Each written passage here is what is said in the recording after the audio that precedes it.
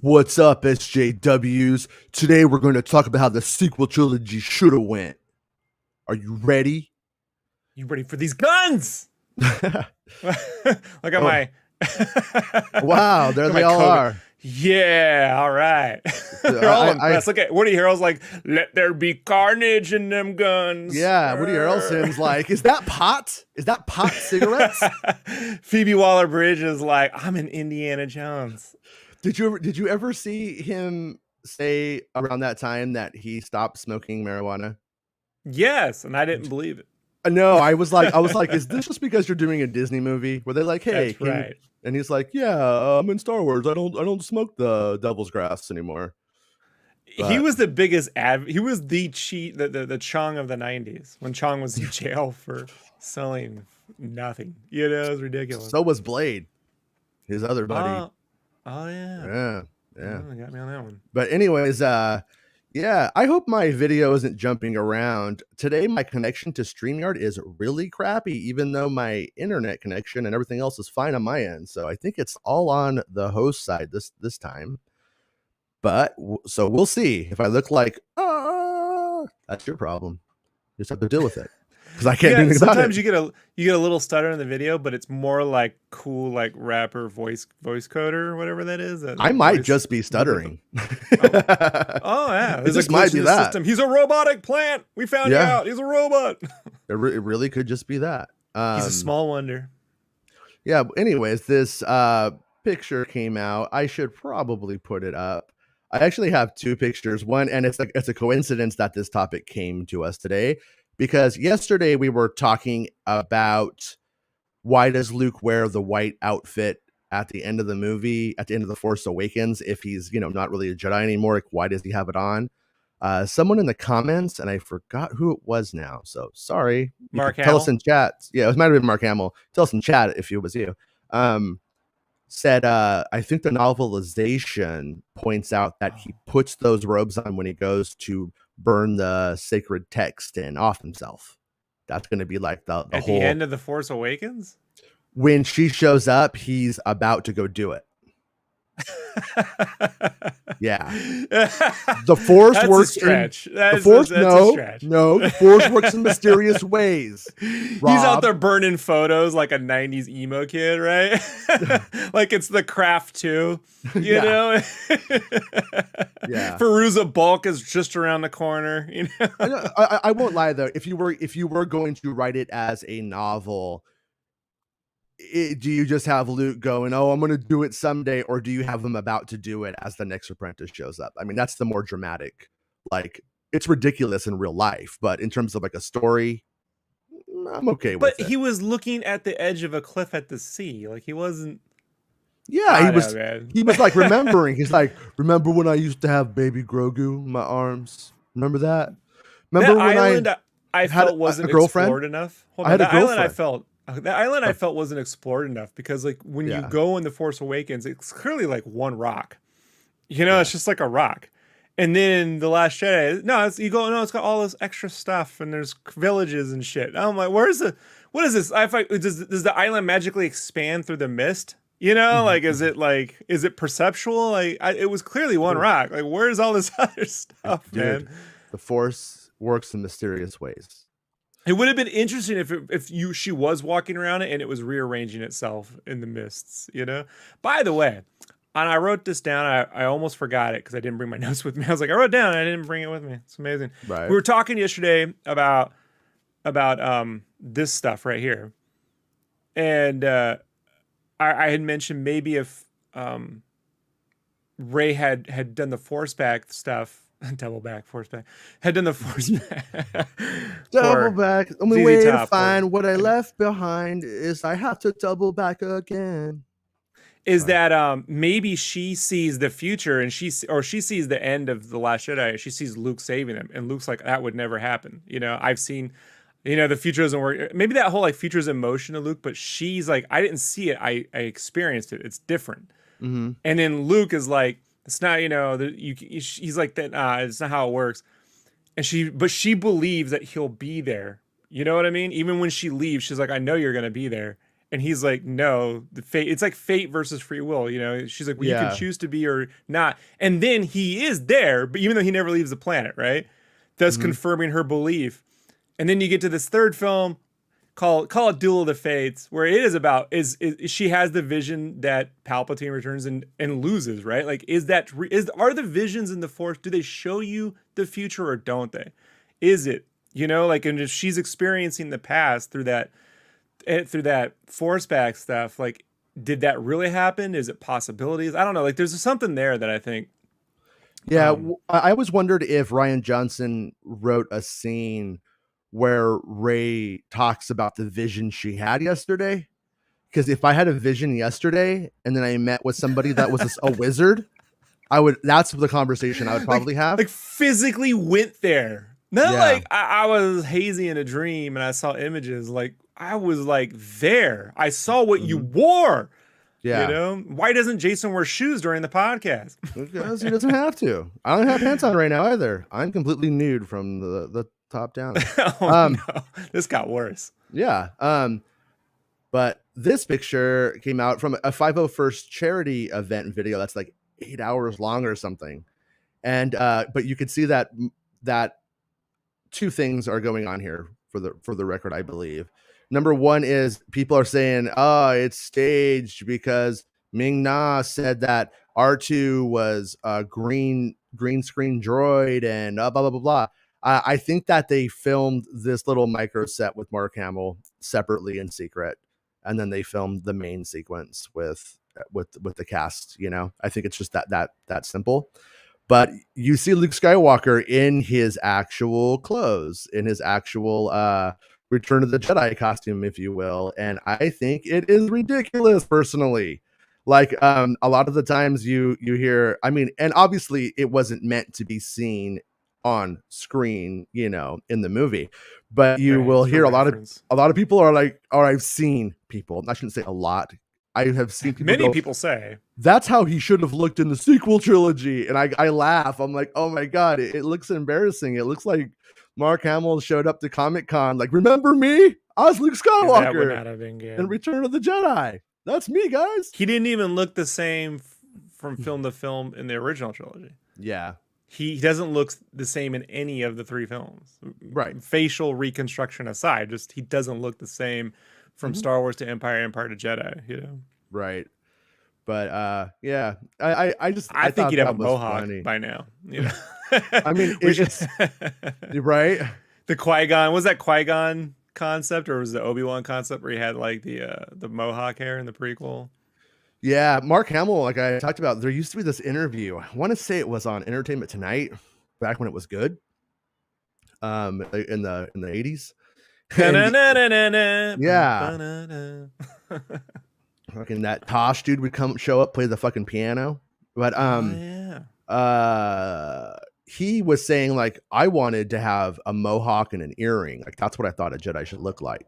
And like that was what like Hamill was like fighting for. And number one is I seriously like a lot of the actors in the movie, if we were personal friends, I probably wouldn't really want to be friends with them unless I was just a Star Wars fame whoring kind of thing. You know what I mean? Like, I just want to know that person was in Star Wars. You're amazing, dude. No, that's ridiculous to me. And that said, Mark Hamill seems actually cool. And unlike most people, he seems like, you know, he wants to probably vape and listen to the Beatles. And I legitimately think you could just sit there and watch the Muppets with them and have a good time. Like, yeah, you would enjoy it for sure. For sure. Yeah. And so, you know, that said, like when he says things, people run with it as like gospel and get real crazy about it on the .com site. No hyperbole anywhere in an interview, right? No. Right. No, and sarcasm doesn't come through and all that kind of stuff usually either. And with some of these people, I can tell you sarcasm is a lost art. And Lord Miller? Lord Miller? Right? You let one guy do an Ace Ventura take and Kathleen Kennedy's firing you. Who? Well, keys. Maybe the take was he talked with his ass. Like, I'm Han Solo. Yeah, the turnaround and. I think Chewbacca goes into that cave thing with them, or that pit where they fight, and then he comes out and is all, "Don't go in there," whatever. I can't fucking do it. I'm not going to try. But anyways, yeah, when you look at Mark Hamill's opinions about how the original trilogy should have went, they were often in contention with those filmmakers too, because Mark Hamill has his own ideas and the way that he wants things to go, but he never says as much disrespectfully. They always make it sound like it was. They make it sound like he was challenging the status quo. And it's like almost like if you do a bunch of PR work that says, we're all a big family on set, we have fun and just play jokes on each other all day. It's like if you do that too much and then somebody goes, oh man, I wish I had a mohawk. People are like, oh God, there's contention. It's a big fight, you know? We can all agree that Marlon Brando's performance in the first Superman movie is stellar, right?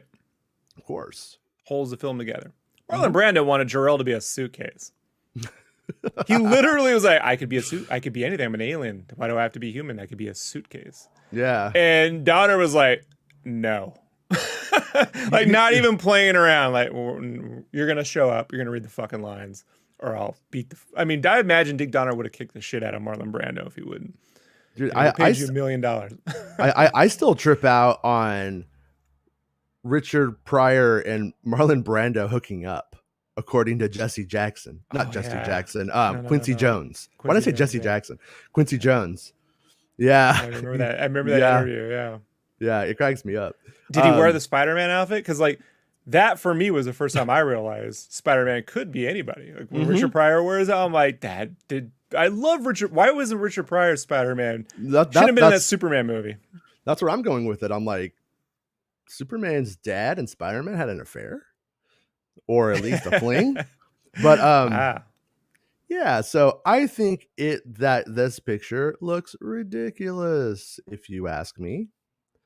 And I mean, it's there for reference, right? For the animators, I suppose. Without a doubt. Like, and I'm not. It served its function, and it's fun. I like it. I like that it exists, and I'm like not like against it or anything like that. It cracks me up when you look at what you would have got if they had done what some people think they could have done. And that's these people, I imagine it's 12 people pretending they're 1,000. When they say things like The Force Awakens was just a remake of A New Hope, blah, blah, blah, blah, blah. Then they, in the same breath, say, but Luke should look exactly the way he did in Return of the Jedi. It's like, well, let's say he did look exactly like he did in Return. Then you just be complaining that they never moved the story forward or some nonsense. That's a pain. Look, Mark Hamill hadn't looked that good since 1990 when he was in that science fiction film on the Dune planet where he's a bounty hunter. You see that one? I think he looks really good right here, where he looks like Jersey Skywalker. Yeah, but he don't look like that in 2016. Look at him now. I mean, I find this painting of him like hilarious with that, like, it's very 90s. He's like, hey, you see my girlfriend Amy Fisher? It's the Mel Gibson haircut, bro. It's the Lethal Weapon. It definitely looks like he's selling lightsabers out of the back of a land speeder on the side at the liquor store. I think if Dick Donner had made Episode 9 in 1992, that's how Luke Skywalker probably would have looked. But whatever. Yeah. No, it's. I just think it's funny when you get what you want, what you think you wanted, and then you see it in a certain way. But I mean, I'm not blaming Disney because I'm a shill. I'll do anything for those Disney bucks. Planting shill. Just give me those Disney dollars. Look, let's be honest. Hey, look, tell the truth. You just get paid in macaroni and cheese. Galaxy's Edge macaroni and cheese. Yes. Yes. They just ship it now in like gonk droids right to the house. Gonk. No, that's it. Actually comes in a giant Have you ever seen how they have sour cream in that like tube? Like a giant tube? Yeah, it just comes in a big tube, and I just go like this into my mouth. Yeah. Just the sour cream? Oh, and it's disgusting because I do it in an alley behind the 7-Eleven, and then I vomit it up because it's the too Subway much. alley? Yeah, and then dogs come and dogs start eating it up, and then I shoo them away because it's mine. It's weird. It's weird. I just want Disney PR to know I'm willing to sell my soul for a lifetime supply of Dole Whip. If you can just ship that to my house, I'll shill anything you want. Want to hear my hot take? Yes. Dole Whip's overrated. Yes. Yes. Everything at that park is overrated. They're literally animatronic puppets from the 60s lip syncing poorly to songs we've heard a million times. Nostalgia weighs heavy on everything we do in that park, you know? Yeah. I have no nostalgia for the Dole Whip thing, but every so often I'll go with someone and they're like, "Oh, we gotta get the Dole Whip," and I wait in the line for 30 minutes to get the stupid Dole Whip, and I'm like, we paid money to be here today to wait in a line to buy Dole Whip. I mean, I would never wait in the line, but every now and then it would be open. You're like, okay, I'll grab it now. So the thing is when you're 6, pineapple has a whole different taste than when you're 40. Yeah. Like you get that pineapple, it's like getting you get that Wolf of Wall Street energy. So that's that's the memories I have with the Dole Whip. Not that it's particularly good, just you get that pineapple rush. Just tear shit apart. Yeah, you feel like you can destroy everything. Just do it, mutt. Oh, and before I forget, hello Nolan and Kane, who are in the chat today. And Star Wars Santa says, "I'm here, but have a meeting. I could watch the chat until my meeting is over." What do you think? What do you think Santa's meeting's on? Okay, so I was working with IDW for a while, and they were like, "Do you have any?" They're a comic book company, and they said, "Do you have any pitches for stories?" And I'm like, I hadn't written in years, so I had one idea at the top of my head. I was like, "Yeah, it's like Christmas, National Lampoon's Vacation." They're like, "Yeah." I'm like, "But it's Santa on the summer, and he takes the elves, and they have to dress up like little kids, even though they're old dudes, right? And Santa's hot wife, and they go on a road trip, and there'll just be that scene where Griswold's at the hotel and he's at the bar, but Santa's at the bar and he sits down, and it's the Easter Bunny, it's all the other holiday fictional characters who are having shitty summer vacations, like Jack Frost, Cupid, the Leprechaun." Because nothing happens in the middle of the summer. It's like 4th of July, right? Right. And they looked at me and they're like, "We don't want to talk to you anymore." This is the dumbest idea. I'm like, I get it's dumb, but it's like DreamWorks dumb. I think it'll work, So what you're saying is that Santa is meeting with Uncle Sam right now, and they're just probably having a drink. Storm the Capitol? No, Santa, don't do it. Santa. It's not worth it. Santa. Yes. Respect democracy. No tiki torches, Santa. No tiki torches. I got my Dole Whip and my tiki torch. No. You learned the wrong lessons at Disneyland, Santa. There was like a shooting at a school, like the big one. What was it called? The really bad one in Florida from like last year or 2 years ago. No. Wait, in Florida? Oh yeah, Parkland. The Parkland shooting. I saw this article in Vice where this kid's survived the Parkland shooting, has all the survivor's guilt. His dad gets into QAnon and is now calling him a crisis actor. That's crazy. I feel so bad for that kid. That is like, what? All I could say is, man, people get better, dude. I hope you know that. There's a lot of bad people, but they get better.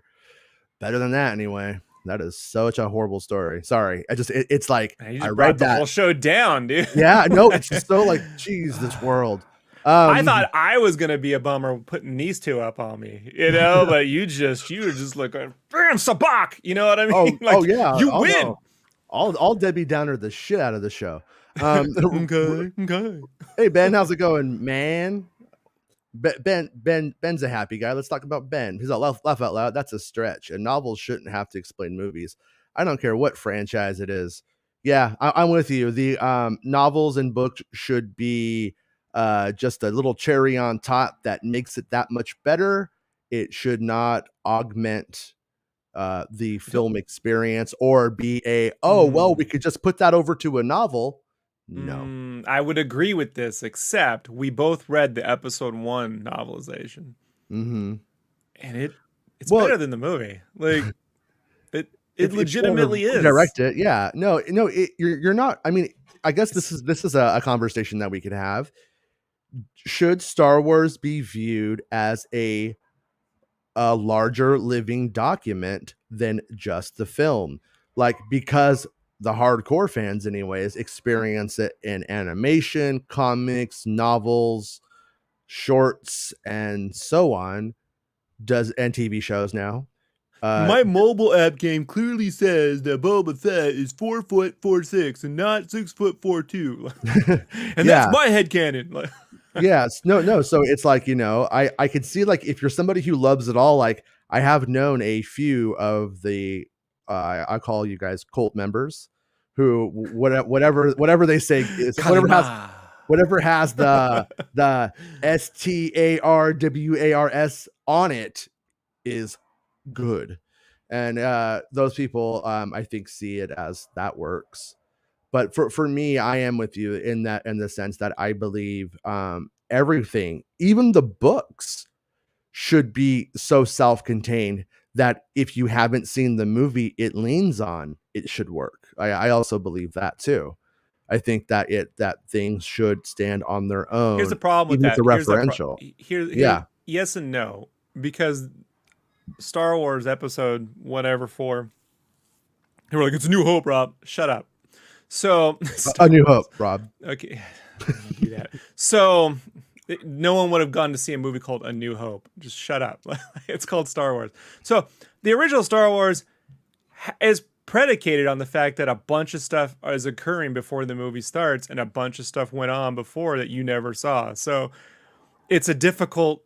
It's not necessary to have seen all that, but they do talk about events, and everything's happening based on things that you never see. Sure. So I agree with you, but I also believe it's nuanced, like I think using the books to make the movie feel like a more complete experience means the movie has problems. Same with the Phantom Menace. Man, it's probably my favorite of the prequels, and not because it's the best film. It's not. It's just because it's the one where I'm like, I don't know how they get from this to the end of 3. Like, I legitimately don't, and then I'm like, neither did Lucas. So yeah, clearly evident. And I'm curious to see what the movie would have been like had he never got that negative backlash. But reading what Terry Whitlash, was it Terry Brooks? Terry Brooks. Yeah, Whitlash is the conceptual artist. The Jar Jar designer, yeah. Yeah. So what Terry Brooks wrote, I'm like, why didn't Lucas just take his ideas and have Terry Brooks write a book first and then adapt that book into the screenplay, and then have him write all the books ahead of time but not publish them? Because Lucas could afford to pay that cat $3 million, $1 million a book, and sit on those books and only release them after the movie's made. Yeah. Like if he was really concerned more with the character arcs and less about sequence planning, So I get it though. Like, I did songwriting with an artist who put her music out, and I can't talk about it because I'm under NDA on it, but it is not the same. It's really cool to hear somebody who could actually sing, unlike myself, do stuff, but it is completely a different experience, like than when it's yours. So I get where he's coming from. So when you sing "Chicka Chicka 4 Minutes to Save the World," it's way different than when Madonna sings. Yes, exactly. No, so I kind of get where he's coming from, like in the artistic sphere there. At the same time, I think that like Lucas had a lot of luck with things really coming together due to ingenuity. The people around him, and it's like everything comes together until it doesn't. And I think he had a really good run of things to really magically like coming together. He put it in the script, Jason. Qui-Gon says eventually luck runs out. It's true. It's literally in the script. I think too, man, like I'm a big, huge fan of reading the book The Catalyst before seeing Rogue One. You know? And there's no way they did Rogue One after The Catalyst, right? Like the Catalyst is written after Rogue One is shot. And I knew Catalyst was going to come up, and I wanted to say that Catalyst, I think, is the exception in that it's a lead-in novel. I think that like a lead-in novel clearly to the film, it is a different novel than one that's just like here's just this story set in that time. But that one, I believe it was written it was first, I think, written this is from memory, but was written off of the first drafts of the script. Then the movie was made and it was going to go into revision, but then the whole movie was revised again by Gilroy. And then so that book was then changed even further to accommodate those changes. And I believe most of the changes went into like the Saw Gerrera stuff. You know, every time Gilroy makes a change of script, he writes Gilroy was here right on. That's so stupid. With the face and the whole thing. I think he comes in and he's like, "Hey, you want me to rewrite this? Because you could have the Gilroy or this Killjoy. What's it going to be, Kennedy?" And you want the Dan Gilroy or the Tony Gilroy? She's like, "I like his moxie. You're in." And that's how he does it. Moxie, the most weirdest of sodas. Moxie. Yeah, but I am glad that they brought him back in for the Cassian show, because I think that's going to lead to a consistency in what we'll call the Rogue One sub-universe, of the whole thing. And what else we got here? Ben's still saying it's a stretch. Ben is mad again, saying again the sequels were mismanaged. Wow, Ben is super nice in person, but he just rages on that keyboard. Dude, I don't. One time I was talking to Ben, and I was like, "Ben, when did you get on the internet?" And he was like, "I've been in the Ain't It Cool News talkback since I was 6 years old." That's what he talks said. Like Watto? No, he talks like Cassian, saying he's been at that war since I was 6 years old. I can't do the accent. Who can, man? That guy has such a sexy voice. I'm like, oh, I'm getting sweaty. Hot in this theater. Hey, Mr. Lopez, how are you today, dude? Real Ben goes on to say he was a different character in all three sequel movies, let alone Mando. Laugh out loud. So Lucas? Yeah, I think he means Luke. Luke Skywalker. Oh, okay. Yeah, look, Luke in Rise of Skywalker is just this. He literally does the Kevin Smith as Silent Bob, right? We know when Silent Bob goes. He just goes like, you kind of reminding me of that. What is it, like the golfer or whatever? The spider. It's a Spanish like. Oh, that one guy going. I know. No, old internet. I will give Rian Johnson and George Lucas, or George Lucas and Rian Johnson, credit in the sense that they cast Mark Hamill because he was the Pollyannish kind of guy that they wanted Luke to be. And then they just had to badass him up as the movies went on. I think the genius thing that Rian Johnson did was he wrote Luke Skywalker as an old curmudgeon to be pretty much what a cranky Mark Hamill is today, in a good way. And so I think that's why Mark Hamill gives a good performance. But I mean, Mark Hamill's performance in The Last Jedi is, I don't mean this as a dig to Mark Hamill, just because of the things I've seen him in before that were live action. I think that is his best live action performance, but I also think in some ways he's playing himself. And I think that was really a really smart way to handle it. I don't want to get into bashing the ninth film again, so I'm just going to leave it at that. But Chandler says, put that right over here. Yeah. Chandler says, I really hope they discuss some of the choreography of the Luke scene in the gallery episode. it was awesome. He did some Anakin saber moves, and he had his eyes covered with the remote droid in episode 4. And he was very Chris Gainesy, you know, with the hiding his face, little soul patch. Yeah. I you know, I really can't wait to see that episode of the Disney Gallery thing, but I suggest everyone expect the worst and then be happy with whatever we get that isn't the worst. I mean, I enjoy those episodes, but they're very much just like once again, everything's great. You're such a good writer, Favreau. Like, you know what I mean? There's never like, man, there's never like a moment where they're like, we really struggled with this idea. Filoni thought, this, and I thought, you know what it reminds me of? Yeah, is I started reading the Indiana Jones book from J.W. Rinsler. Mm-hmm. And it's pretty like detailed and honest with the development of the movies. But when you get to the 4th film, it's very, everyone was great. Oh, it was like Harrison's the only one who's like, I don't like the idea. Yeah. I don't like aliens. I don't get it. But everyone else is like, oh, and it's so great. And we're getting the band back together. And oh, it's awesome. And one's amazing. And I had to like skip the compliments. Like, come on, guys. What's going on here? It's very much like so when you said Lucasfilm wanted him to be kind of like a PR guy, I felt like that chapter is the closest thing that he might have ever gotten to being PR friendly. Yeah. When he quit Lucasfilm around the Disney acquisition, a little after it, he straight up said, "I don't want to be a PR arm behind the scenes stuff. No, not interested in that." And I can see how when they're like, hey, you can do these 3 movies, honestly, on the 4th one, there's probably going to, because it's so fresh, there's probably going to be some stuff held back. And I can see that. At the same time, though, a part of me wonders, what if that wasn't the case? Because I feel like in the 4th one, I feel like it's a really good movie for the first hour. And then I feel like Spielberg believes his own bullshit about how good it is that Karen Allen's back, because he doesn't direct her at all.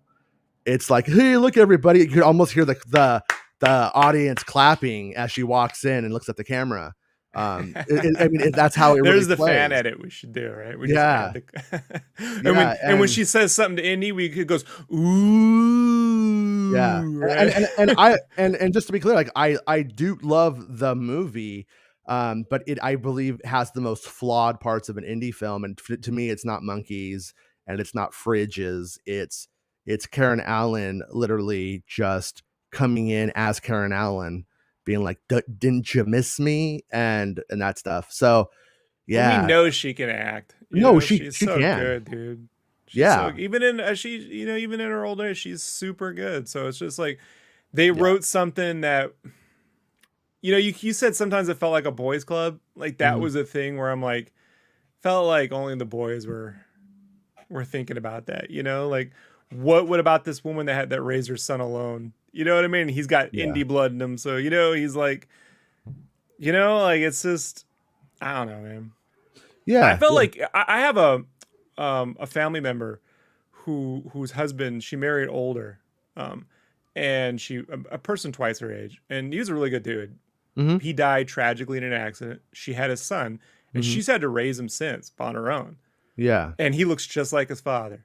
Yeah. And they, she does a lot she's on a farm, and then they travel the world before pre-Pandy. And I'm like, that's kind of how I think Marion would have been, like taking his kid to different museums and him photographing things, and, like just a real, like, cultured, rounded dude, but maybe, like, I don't know, man. Like, I just felt like that film was more about, here's the we were talking like more about the MacGuffins and the moments, and not about like where their headspace would be. Yeah, I have a feeling that Lucas was as lazy and hands off as he was on the other films, but on that one, he was coming off of having directed 3 films where he had complete control, and I think that the premise was probably pushed too hard into the script. The aliens? Yeah, and I'm all for it actually. The Crystal Skull and the aliens, I'm all for it. I'm all about it. But I feel like that there were a lot of moments and a lot of things about it that could have been much more like expanded in terms of like how that would have been in a normal indie movie. Whereas it seemed like he kept wanting to go back to the topic constantly, and that could sound like a more focused movie, and maybe that's what he thought he was getting, but it didn't really have a kinetic fluidity that the other movies had, I think, because it wasn't like they were just like writing and these little episodic pieces all fell in together. I felt like it was like, okay, we need to keep going back to the crystal skulls, back to the alien thing. And I don't know if it was a good idea to have the aliens in the beginning and the main thing. I'm not sure if I like that idea. I think like the I first think if 20 he was minutes, hunting Nazis down in Argentina and they found out they were looking for the alien tech, right? Or they were using it to basically build a weapon that could get around a nuclear weapon, right? Obviously, if aliens have ships that can travel interdimensionally or throughout the universe, they could survive a nuclear weapon, right? Or even the Russians. He could have been doing an adventure in Russia, getting some hunting Nazis in Argentina is just something I just feel like Indy would do. Yeah, sure. No, he would have teamed up with those guys, with the Bear Jew. The Inglorious Bastards come along. He's got his band of howling commandos, and they just scalp those motherfuckers. Yeah. Well, I mean, hey, maybe this next film does that. It's a darker indie. He scalps the Nazis because that's what would happen in the 50s. Well, so I have this idea for a scene where he scalps a Nazi and puts his face on and then uses that to sneak around the Nazi base. What, Lucas? And this time we do Taking Out the Ritz. And we did a song in Doom, and with every other movie we got to do a song. I feel like I feel like in Temple of Doom we wrote anything goes, and that was a promise, and now anything goes. So Dale says hindsight is always 2020. Does that mean the past can always be changed? Does it need to be? We all had different ideas for the sequel trilogy and what happened between Return of the Jedi and TFA. But there are plenty of possibilities that actually happen to make it all make sense. Not that you change your mind or begin to love it as much as some do.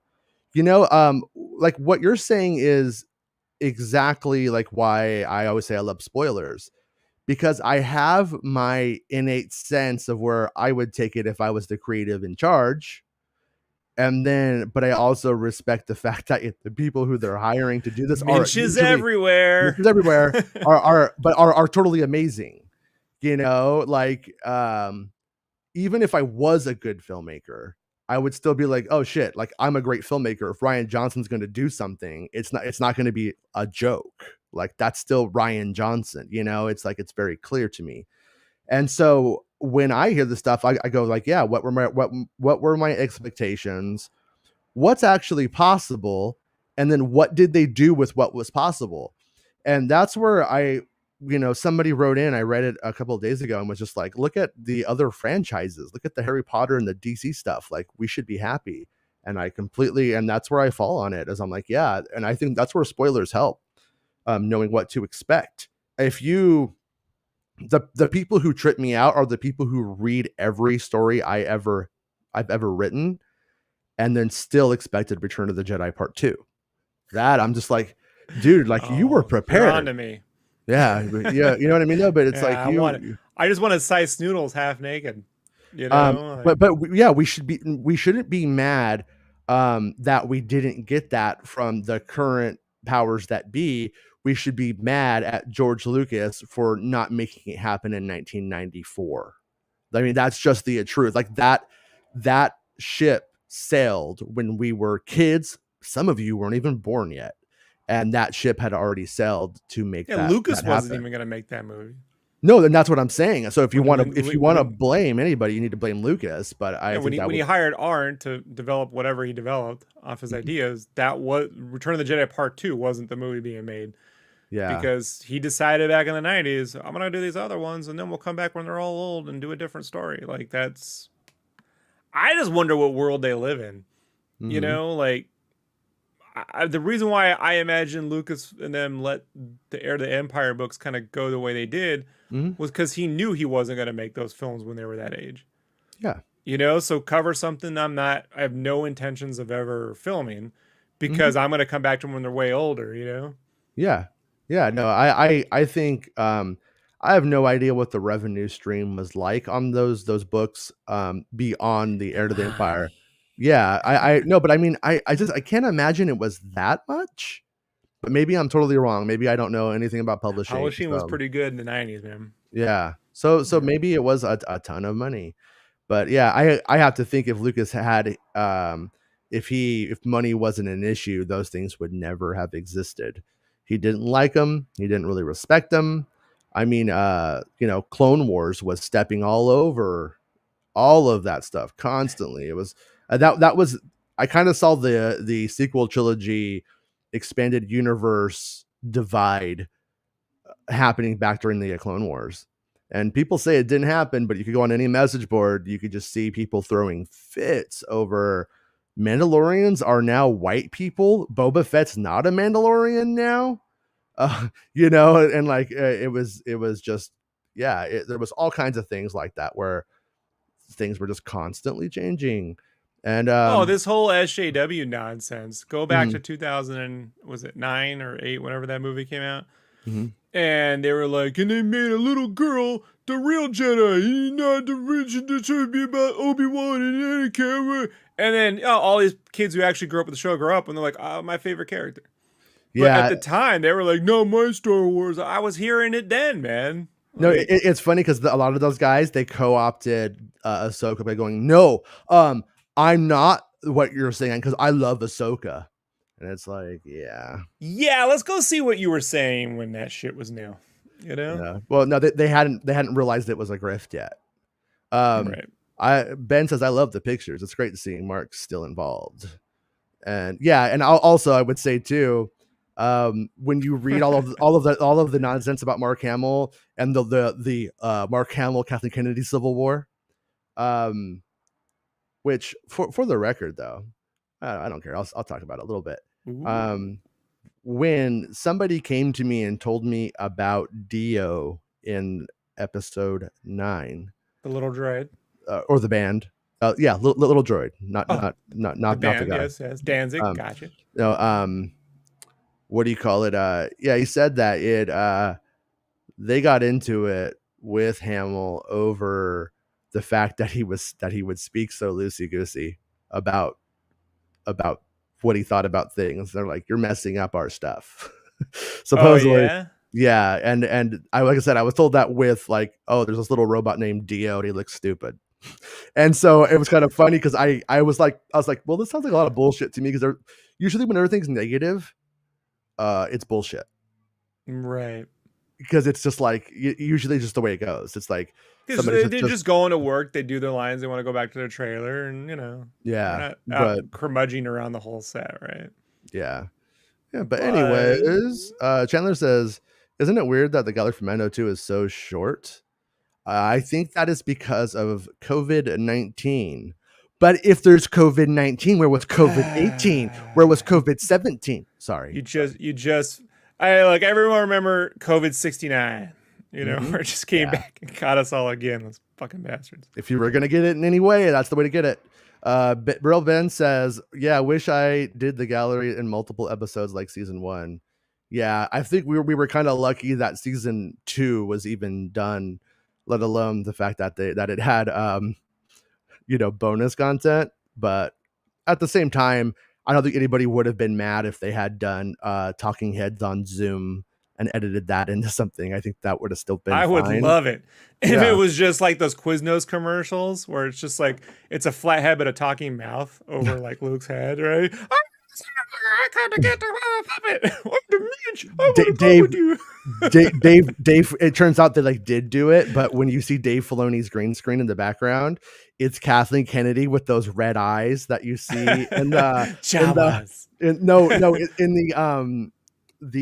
Force Awakens. No, on YouTube, when people want to make her look evil and they give her those red eyes. They give her the red eyes. Right. Like he has that, and it's like, what? It's all true. All of it was true.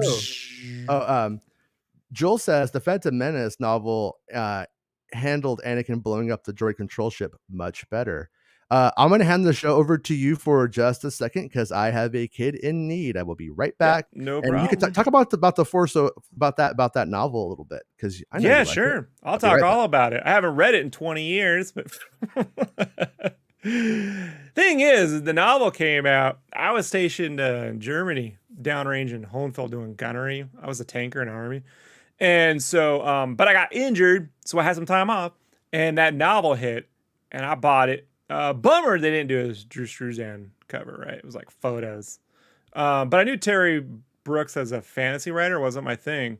But the novel's it definitely handles the control ship better. Also handles like just you see Anakin with his original pod in the opening. It's kind of very reminiscent of the early A New Hope script. A New Hope. Where Luke is still on Tatooine talking to Biggs, and then he looks up and sees the Star Destroyer. It's a similar situation where Anakin's on the pod racer, he's racing, and then he trashes his pod, and he's stuck out there in the desert, and he looks up, and then it kind of goes to the Jedi going to Naboo. So, yeah, and so you guys know I can't really control the chat, so I can't even see the chat. You would think StreamYard would give guests a little bit more control there with that, but they do not. The audio novel for the Phantom Menace novelization is pretty good too. There's a whole sequence where, if I remember right, where Anakin and Kitster, why do I even know this? Where they're like perusing, they go out for like a night out of town, like, you know, like in Harry Potter when they go to the town and have those butter beers. Go have a butter beer. There's a whole sequence in there where I gotta wonder, because Harry Potter came out in 97, 98, the first book. Did Terry Brooks read it? Because there's that whole sequence in the Phantom Menace novelization where him and Kitster go into town and get like some drinks. Yeah. Some something spritzers or red ales or something. They meet a pilot.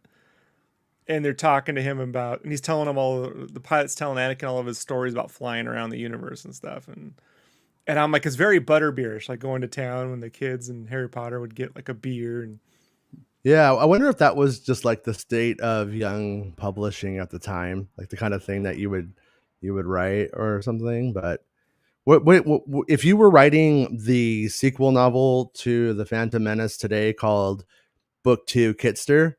What would you have Kitster? What would Kitster's Big Adventure? What would he have grown up to become? Slaver. Because he never learned. You know, he's like, they never learned. That's how you make it on this planet. Yeah, I imagine. Look, if I were to, I guess if you had to go this route, I mean, maybe that's someone you bring back with like a Sebulba and a pod racing thing, right? Like those two are stuck together, but. No one's missing Kitster. No one. Maybe someone stole his swoop and hut and hid it in the basement of Jabba's palace, and he has to go on an adventure to find. There used to always be these like references and hints that he wanted to become Jabba the Hutt's major domo, his Bib Fortuna, and I never understood why they were doing it, because if he did. But number one, that's a weird thing for like an 8-year-old to want to become, and number two, like Bib's it was Bib's in the movie and Bib's there during Return of the Jedi. So yeah, I don't really know what the long game on that idea was. Bib ages worse in 5 years, right? Between Jedi and Mando, than Bib ages between the Phantom Menace and Jedi. How long do Twi'leks live? Like, right. Yeah, I like how he looks in Return to the Jedi the best, and I don't really like all the Twi'leks looking like beautiful, colorful rainbows.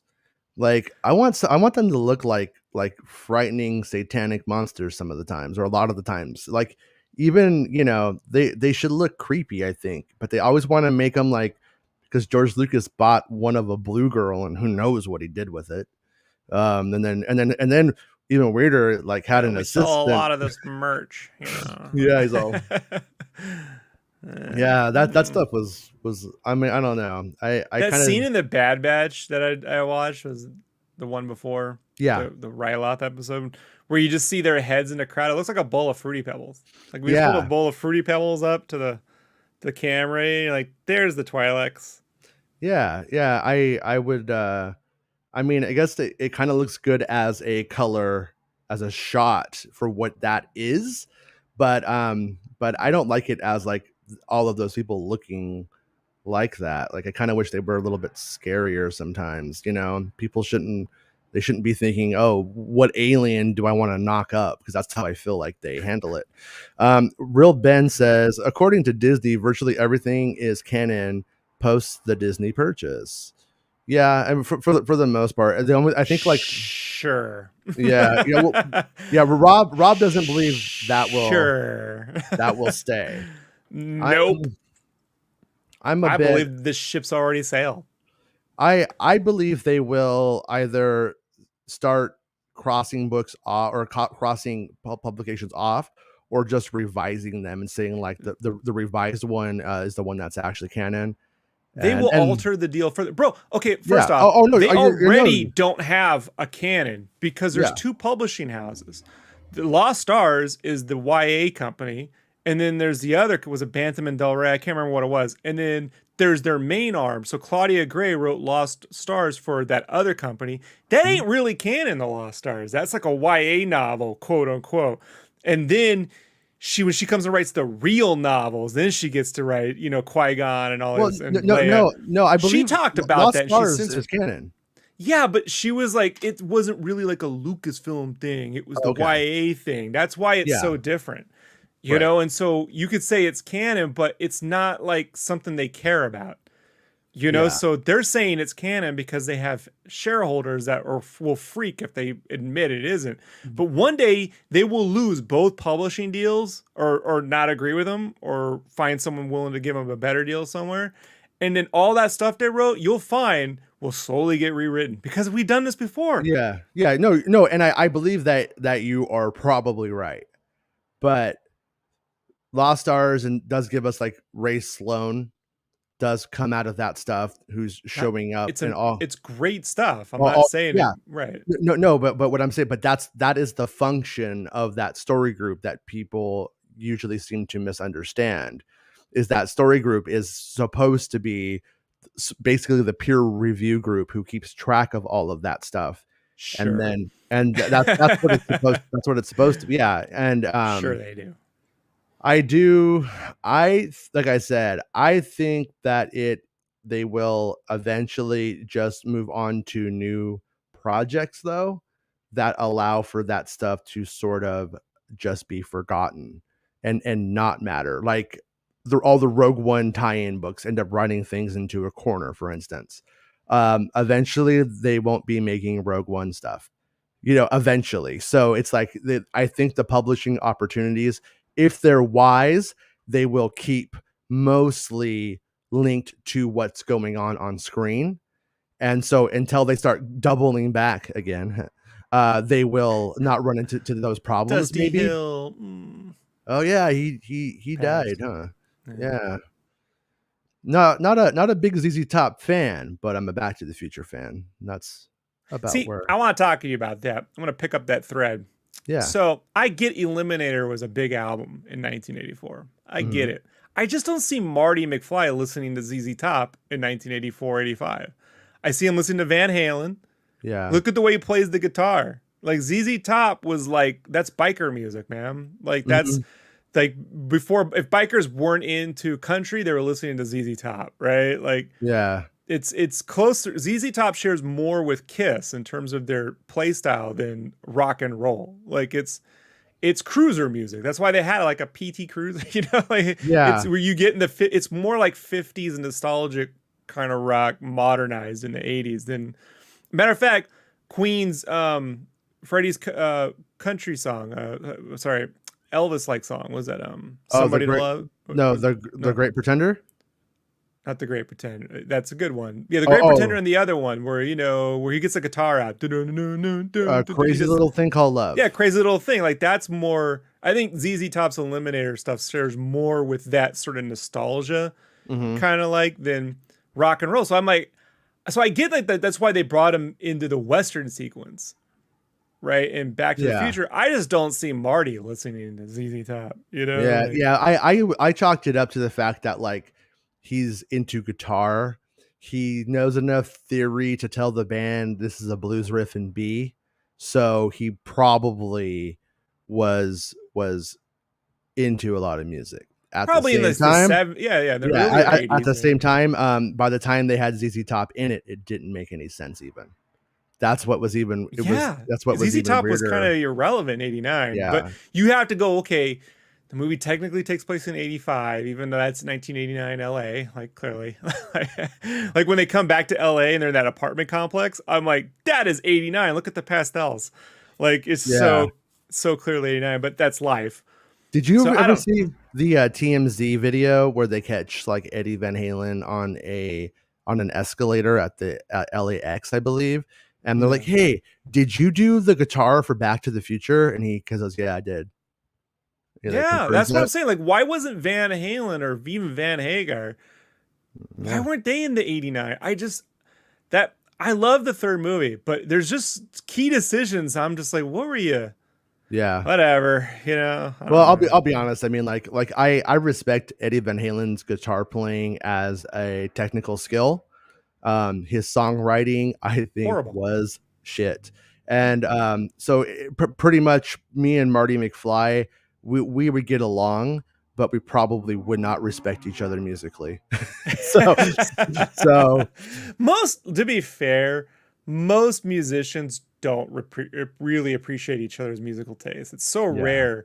Like, music is so picky that I mean, we could all like kind of go, I like pizza of some sort, but if you're like, hey, Rob, you like Nirvana? Oh, you only like the popular one. Maybe you only, and then I'm not saying you, but then you're like, you don't like so-and-so album. I'm like, I don't even know what album you're talking about. Like, because I just had the one popular one and the Unplugged album because like, I'm not that into like that stuff, Like I have the Mortal Kombat album.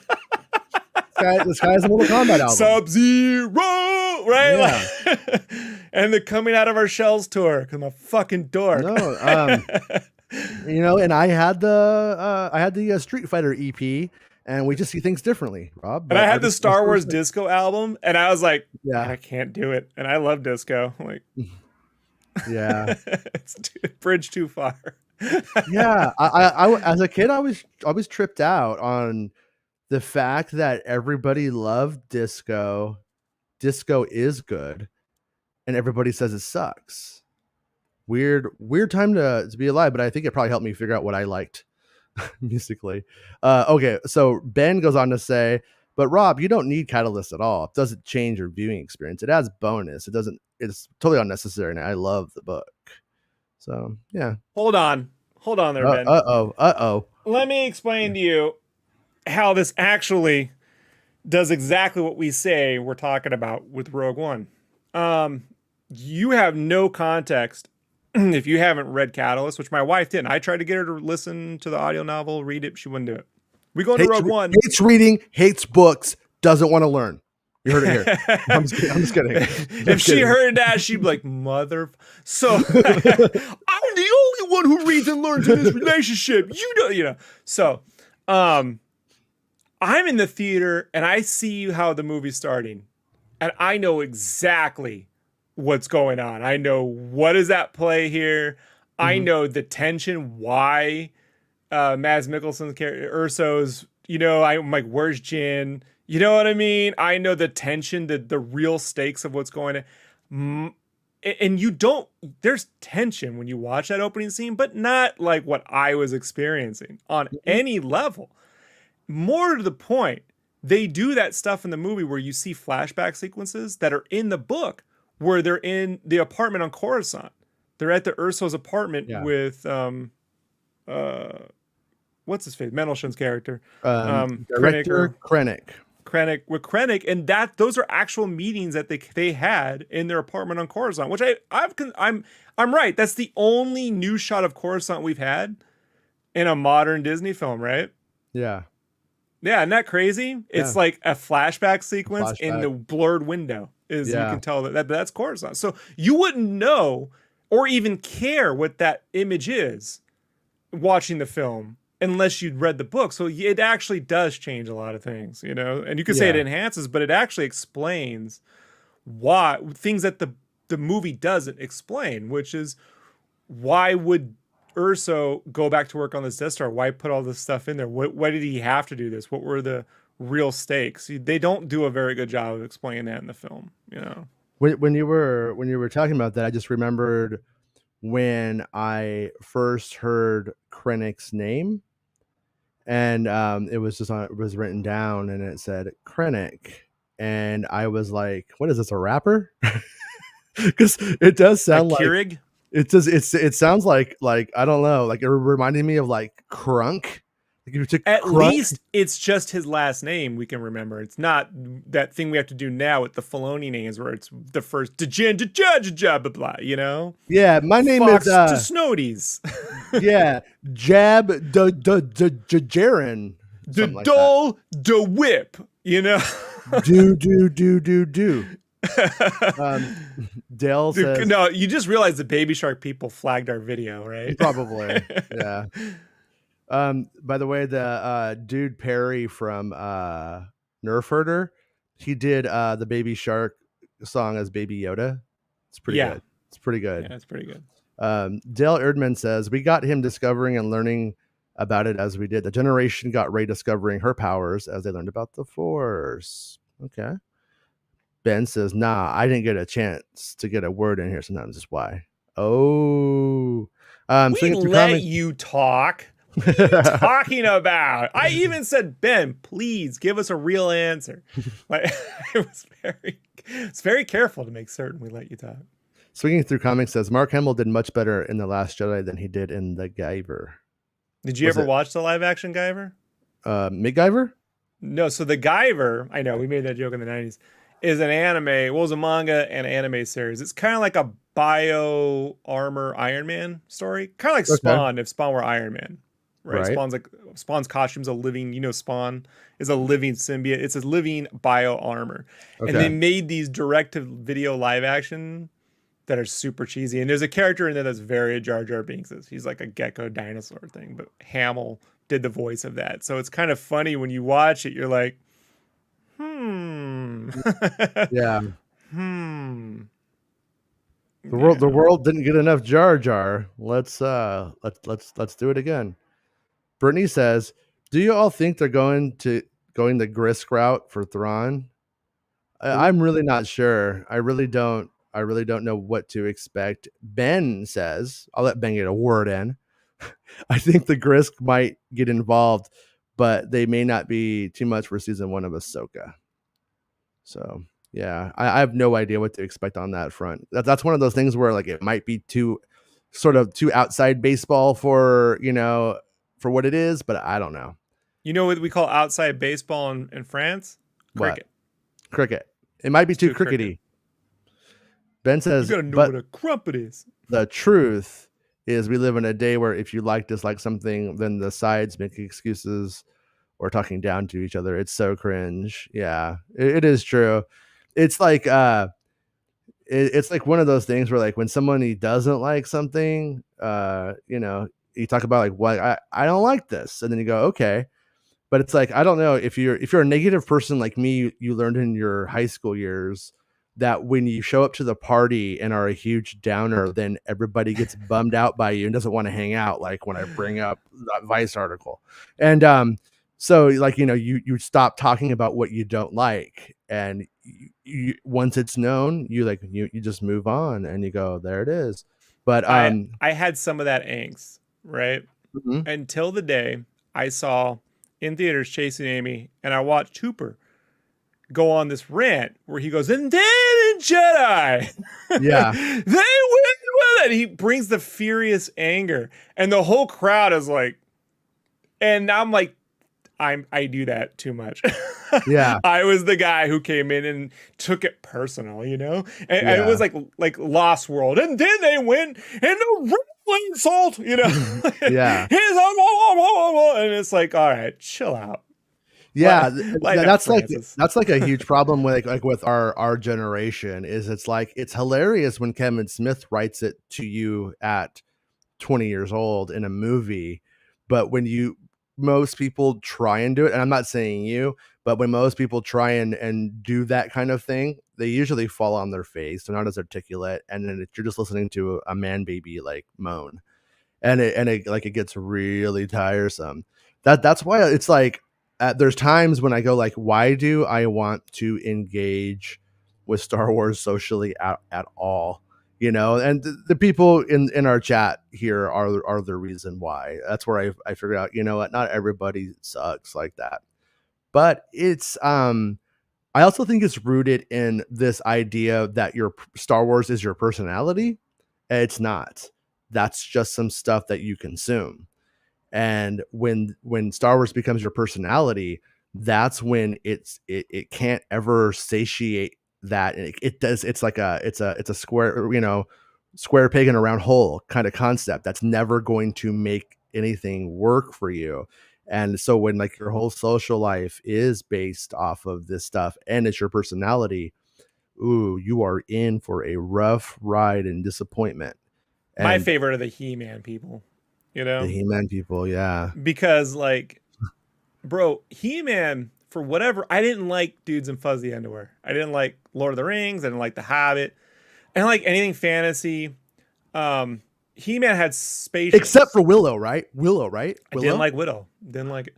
So, didn't like it, bro. So, like, I'm not saying a good movie or bad movie. I just didn't like it. But it had spaceships and technology, right? So, like, and it had big chunky toys, which I like big chunky toys, So, love them thighs, He-Man. Bro, He-Man had a popularity window really of about like until Transformers came out. Like once Transformers came out, bro, I was constantly clown for the He-Man thing, and I wouldn't let He-Man go. I watched She-Ra. Now, She-Ra, I was like, it's He-Man and Jade. They're technically half sisters. Oh yeah, I watched it too. Yeah, it's good stuff. Bro, I got the shit kicked out of me for not for admitting that in the second grade in Sweetwater Elementary School. Mm-hmm. I got thrown into a graveyard. This is no joke. So we had a bus. I had to walk from in San Diego. There's this road called Sweetwater Road. It's in front of Plaza Bonita Mall. It's a giant hill, and I'd walk down the hill and then I had to walk all the way down under a bridge and go up a road, and then back behind here was a graveyard. That's where the bus stop was. And so these bullies were hearing me talk about She-Ra. And then when you watch that, they use the F word because it's the 80s. Mm-hmm. All right, they picked me up and just tossed me over the wall into the graveyard. I couldn't get out of there. I missed the bus. I was like, help! And the bus just kept going. And I'd seen Poltergeist, so I was scared as hell of graveyards. Was it that guy right there? Is he the one who did it? Was that guy right there. It was that guy right there, wasn't it? It was Melly Gibson's. Hey, he's like, hey, you used to like the She-Ra? I'm going to throw you in the graveyard, Graveyard Rob. We call you Graveyard Rob now. Yeah. The freaking some caretaker had to who pulled up in his Honda to let me out, Yeah. And then I walked back home. Yeah, it's kind of weird how people get about that kind of stuff. What I wanted to say is now they're acting like that this mattered. Like they weren't there defending He-Man 1986, 87. Like I don't know where this comes from. Like where they're like, this is the thing. I love the He-Man. You don't understand. It's my everything. You're a liar. You're a liar. You're a liar. In the theater, the kids weren't cheering for He-Man. It was largely empty, bro. Yeah, there was more. Over. Shit, you not. There were more kids at the Garbage Pail Kids movie. Mm-hmm. Yeah, it was full. People cried. Yeah. No. He-Man was like super popular, and then Transformers and Robotech seemed to come in, and then I feel like a lot of toy lines intersected, like Mask and things that were they were cool. It was all cool. And later on, Silverhawks and Thundercats come in, but all of it coming in would just supplant the previous thing. And it kind of like, and then there were so many at one point, I feel like it just all kind of died. Well, there was a He-Man reboot. I remember watching it. I want to say in '89, right when Batman came out, because I was up in Cerritos at my cousin's house, waiting every day to see Batman. And I don't know why I had to see that late, like in August, you know. Mm-hmm.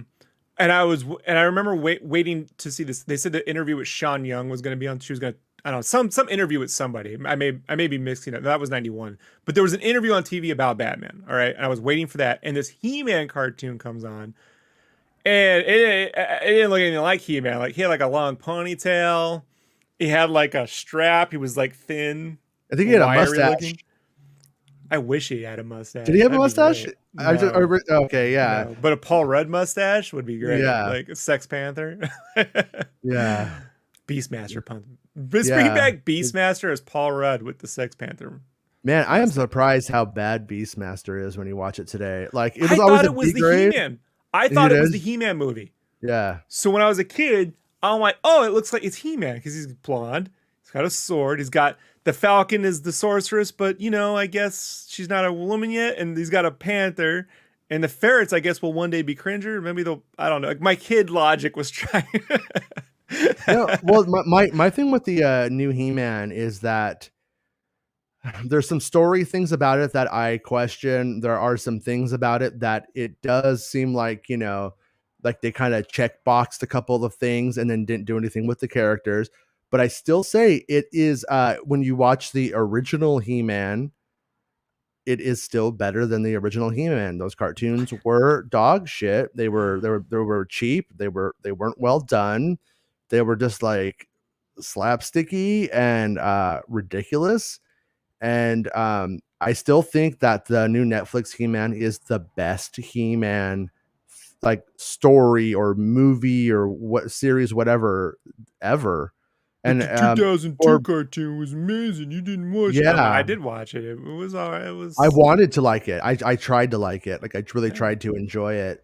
And it was just very flat. It just, nothing ever really came. The music was horrible too. The opening theme song. Like, yeah. I was like, what is this? So, the thing was also in college, I had an animation. I don't know, man. I got stuck in animation. I thought, all right, it'll make me a better artist. 2D animation. Turns out it just made me hate life. But my animation instructor, he was a good animator. He went to CalArts and he worked at Disney. But before Disney, he worked at Filmation on He-Man. And he's a very wily character. His name is Jerry Bryce. He's very vocal on the internet. Mm-hmm. Jerry hated He-Man. He's like, we all hated it on making it. You know, like, they were clowning making He-Man while they were making it. He's like, we had to do a lot of rotoscope. There was a lot of Ralph Bakshi guys because they all came from Ralph Bakshi, so there was a lot of rotoscope, and then they just wouldn't let them put any kind of effort into the animation. So there's these sequences that go from heavily rotoscope runs to like really weird, janky on like, you know, 6 frames per second, like, or even sometimes 3, like he just falls over, like janky stuff, man. And you know, like it's just weird how I just find like how disingenuous I think these arguments are. You know, like I didn't see them rallying for He-Man until they found out someone was working on it that they may not like. You know, like that's it. Yeah, of course. Yeah, no, and most of it's just a grift. You see something and I see an angle to exploit for YouTube views or something. Clickbaiters. What do you call it? Yeah, when I had my brush in animation was in high school. There was this program. I ended up like I was kind of like, if I just was like left alone, I would just read or make art, and they like realized that, so they threw me in this computer class and like, just do whatever you want. And they had a program called Animation Paint Box, which is not good, but at the time it was the only thing I had ever used like it. And I drew and animated this Jawa running through the Mos Eisley streets, being chased by a T-16 and being shot up. and Jawa gets killed and he lights on fire. It was pretty funny. And they gave you your first DMCA. Well, no, and then this other guy who was this reformed gangster drew or airbrushed an Impala, and we scanned it. And I didn't want him to beat me up, so I was like, "I'll scan it for you," and I scanned it for him, and then I animated that, like I gave it the and he loved it. After that, he was stealing CD books out of cars and giving it to me. Here's all the CDs. You were literally the art class version of Stand and Deliver. Like the Stand and Deliver had Bob Ross as the teacher, so you know about the times tables. Yeah, no, he's like, here, I stole these. Here's all the white people CDs. I'm like, thanks. And what you know about the color wheel? Yeah. So anyways, though, somehow my little video gets passed on to this lady named Phyllis Craig, I think was her name.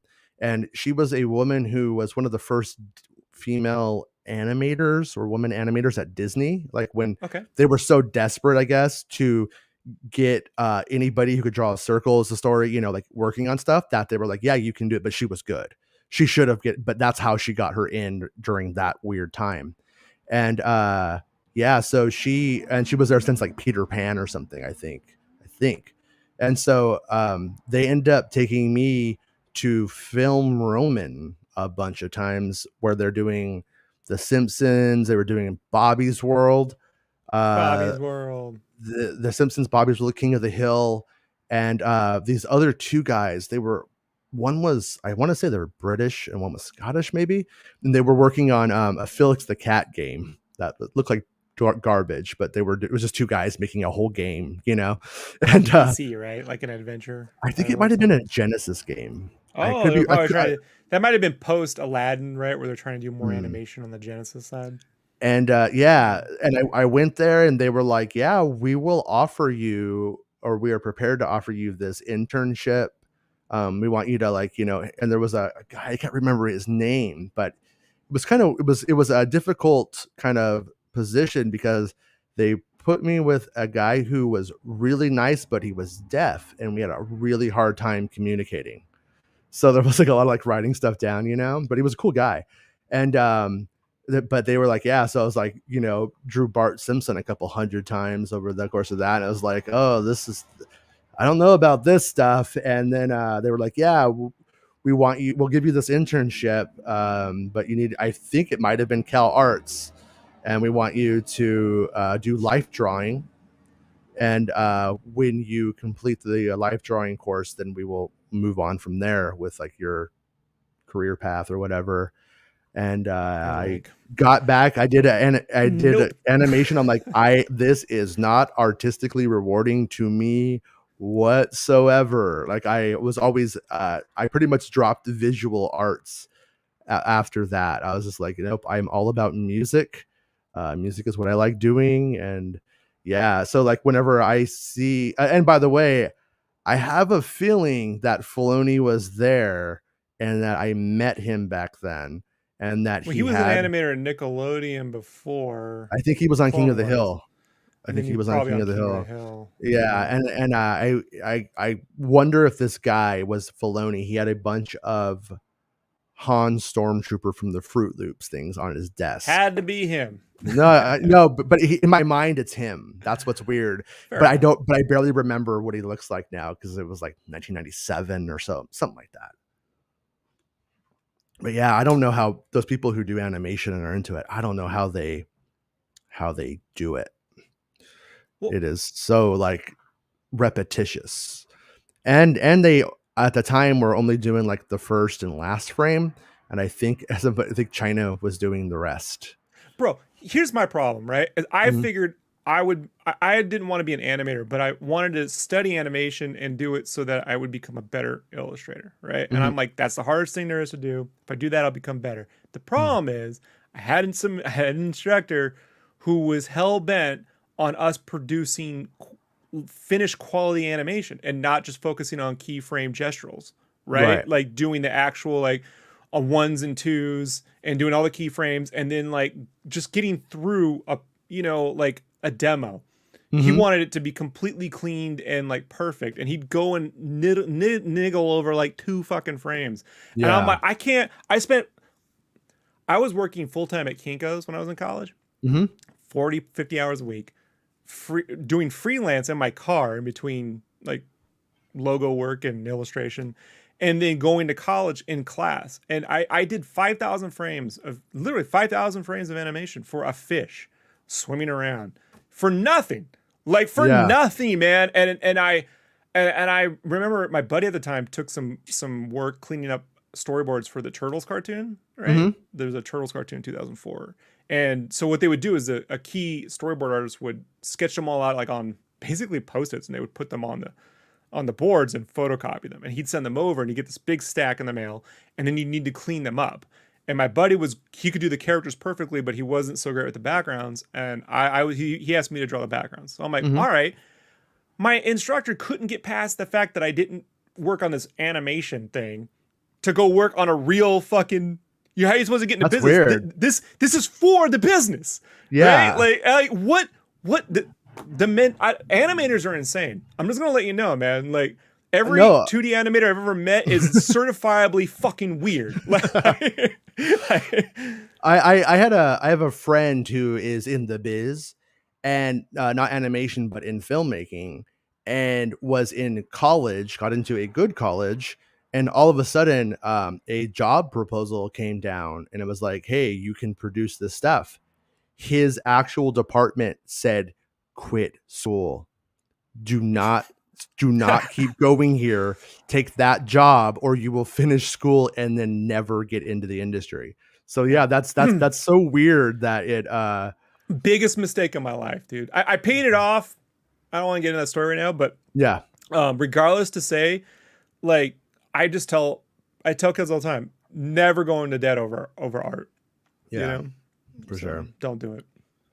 So Steven, Mr. Bamford says, so great to have Making Star Wars back in this new format. Hey, I have a lot of love for the first years of the further adventures of Indiana Jones Marvel Comics from the 80s. How about you guys?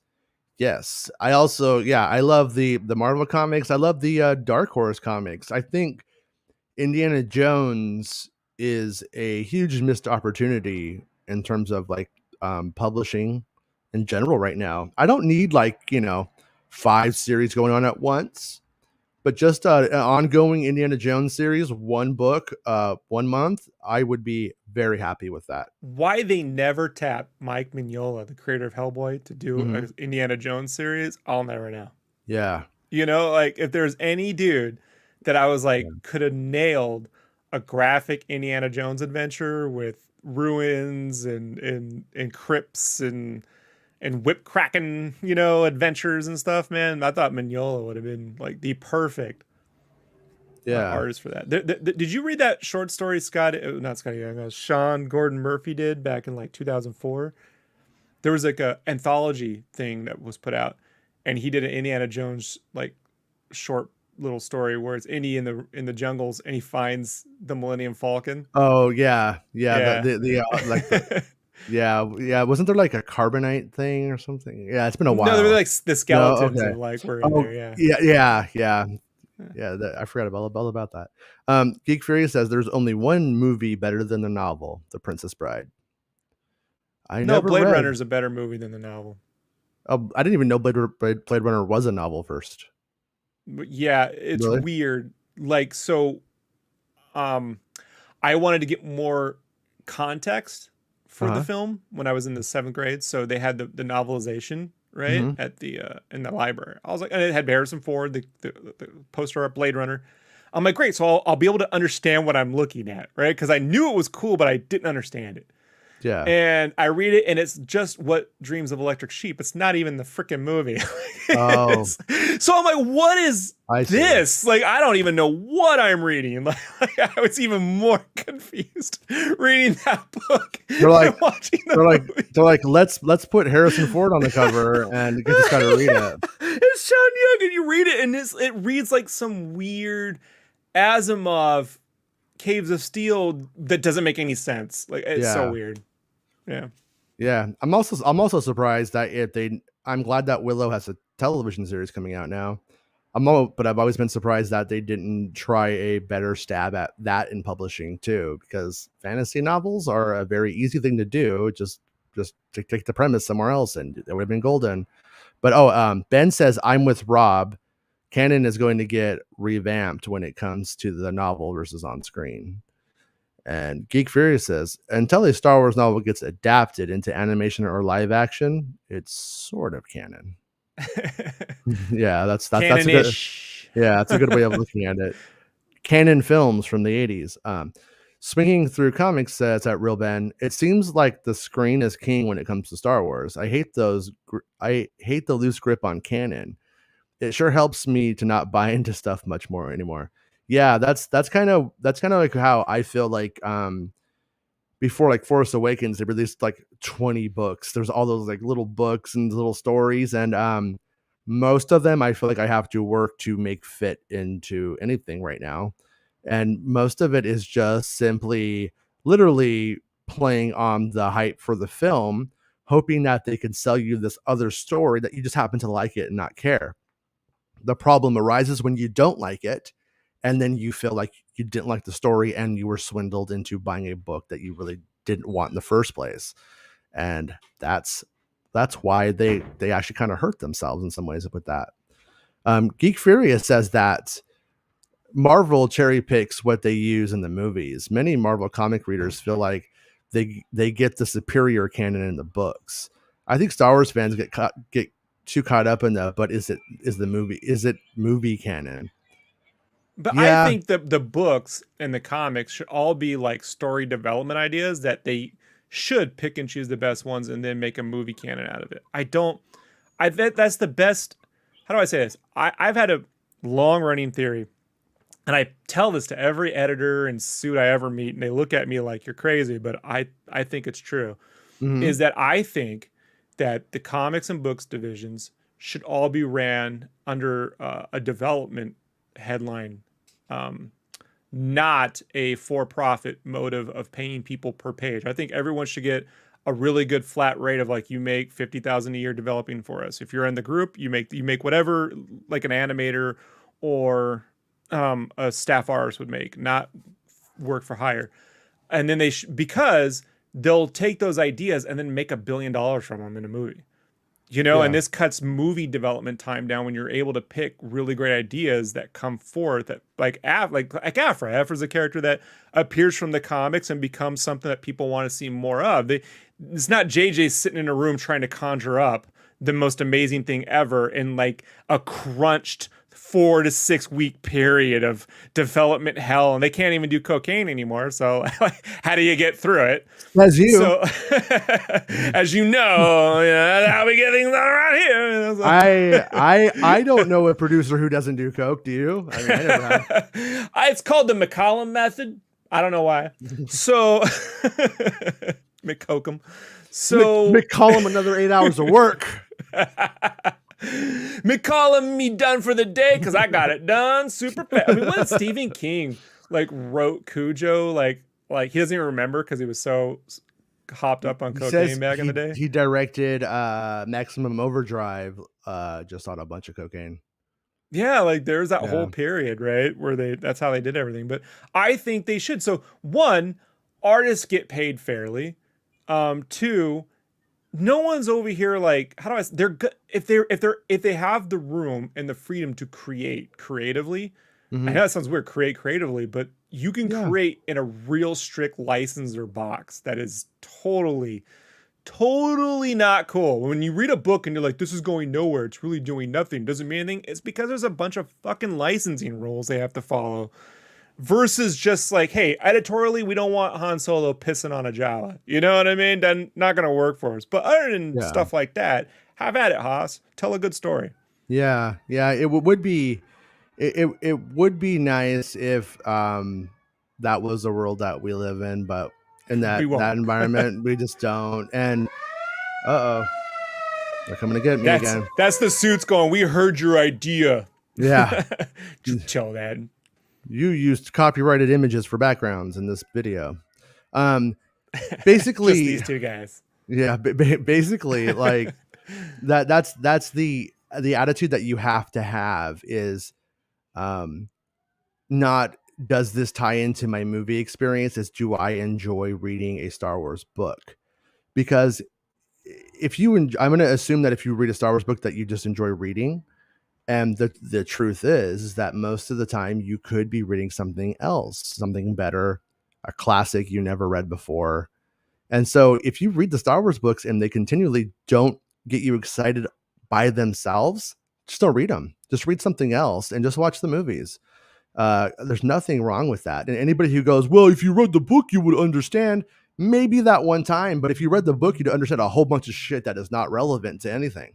So it's like, it's not really like, you know, I say read the Star Wars books if they excite you, if it's like, oh, I feel like this was a way to spend my leisure time. This was good, lazy recreation for me. And I'd have more fun with them. Yeah. I think I'd have more fun with them if the people who wrote the films were also involved in the story for the books. So I could get a bigger insight into what they were writing. Like when I read Quentin Tarantino's Once Upon a Time in Hollywood, so quote unquote novelization. Yeah. You get more insight from Quentin Tarantino. You know, it's not like someone's taking the characters and writing more mythology that may or may not be true. You're getting, I'm not saying that that Kazan has to sit down and write the novel, but if he was plotting this out with a writer, you know, then it would make, I'd be way more incentivized. Ryan Johnson agrees with you. And he I don't think co-wrote is the right way, but he assisted the author with the Last Jedi novel. So that all of the stuff in there is basically, not all of it, I'm sure, but a lot of it is Ryan Johnson's intent. So yeah, if you're looking for clarification on the Ryan Johnson angle of stuff, it's mostly in there. No, and that one is good, by the way. That is one of the few of the movie adaptations I think it's worth reading. Geek Fury says, or swinging through comics tells Geek Furious, it is getting too caught up, or is it caring? There's the whole group of people who say that respect the source material regarding comics. I tend to agree. And what source material? And then, like, but hold on, but which source material? Like when Doctor Doom appears in the 60s, it ain't the same as Doctor Doom appearing in the 70s, or when Doctor Doom and the Fantastic Four get relaunched as Heroes Reborn in the 90s. Like, you know, like which Batman origin? The Mask of Zorro and Batman didn't appear until The Dark Knight Returns. I think that's kind of loaded words though, right? Respect. I mean, like, saying, I mean, how are they disrespecting? Yeah, that's my thing. Is like, I don't like when somebody writes a Star Wars book or does something in Star Wars, they think they're doing the right thing for the character or the world, maybe to get a little pretentious, but maybe. And they're not being like, you know what? Fuck Luke Skywalker. Putting him in one scene because he's a little bitch. And Han Solo's cool. He's giving him all the scenes. Han in all the scenes. Luke Skywalker gets one scene because he's a little bitch. Disrespect. Right. So yeah, I don't. Yeah. So like, and I'm not trying to pick on swinging through comics, but I mean, it's just like that kind of attitude, like infers something that probably wasn't there in the first place. So yeah, it's like I love Batman, but I could tell you my idea of Batman and yours is going to be different. Yeah, you love the Burton movies, right? I love Burton. I love Batman comics from when I was 7 years old till I was about 13. I love the Burton films, right? Yeah. I love them. Absolutely love them.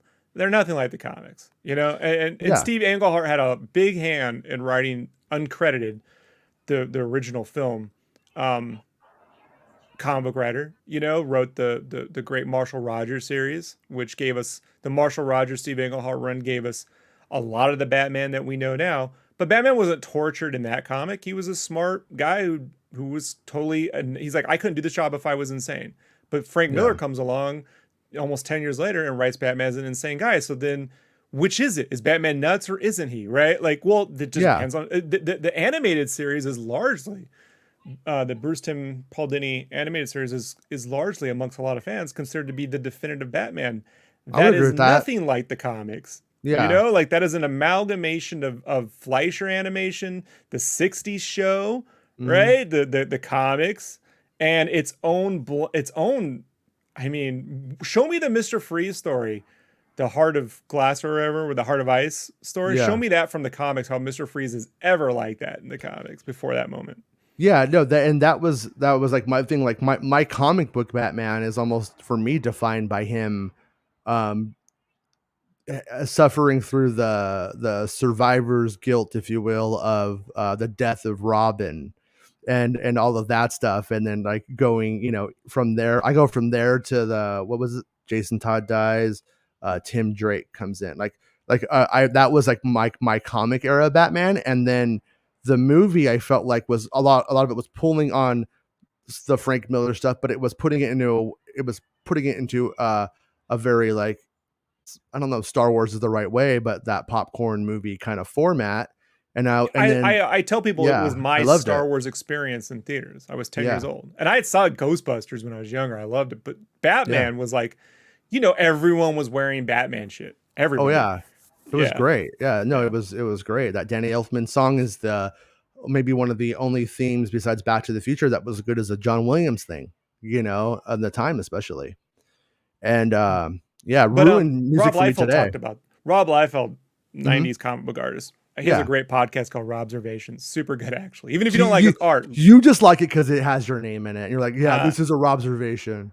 I wish that I was that egotistical that honestly, that's smart. I'm not that smart. But he was talking about that era where when the Batman movie came out, people went into comic book shops to find more of that kind of Batman in the comics, and they walked out with Marvel comics. They walked in wanting that, couldn't get it because nothing in the comics was being done that was like the movies. And then they walked out with Marvel comics like X-Men, Spider-Man, so it's just when they say respect or disrespect, I just figured that's a whole group of something that I don't, I get what you mean, but nobody, even in the worst of circumstances, let's say a Ghost Rider film, nobody in production was like, fuck Ghost Rider, right? Let's just shit all over this. Like, they all intended to make a great film. Sure. It just did not. Jason, it's fucking, if you think it's easy to make a movie, just try and shoot a 4-minute short. Try to get anything on the level of Troops. Troopers, or remember that one? Troops was good. Yeah, Kevin Rubio did that, I think. Yeah. Try to just succeed at doing that before you can give something. It's hard, man. Yeah. No, most of the time people don't. Yeah, you're right. They don't sign up to make shit. George Lucas didn't decide to make the prequels to make you mad. But he, it's either. I did it. I did it anyways. Okay. So what else have we got here? Dale says the whole reason Lucas wrote and did the story he did for A New Hope, original Star Wars movies, was because Luke is the everyman character. He didn't know anything about the Force. And then it's Lucas, like Lucas. Okay, fine. We got him discovering and learning about it as we did. The generation got Rey discovering her powers as they learned about the Force. Yeah, I really just like, and like to go back to Batman, I don't need the story about Batman being a ninja. I just need Batman being Batman. And it is cool though, Batman being a ninja. Sure. I mean, I'm not, but it's like the Dark Knight. Like I like the movie, like Batman Begins is mostly to me stuff I don't need.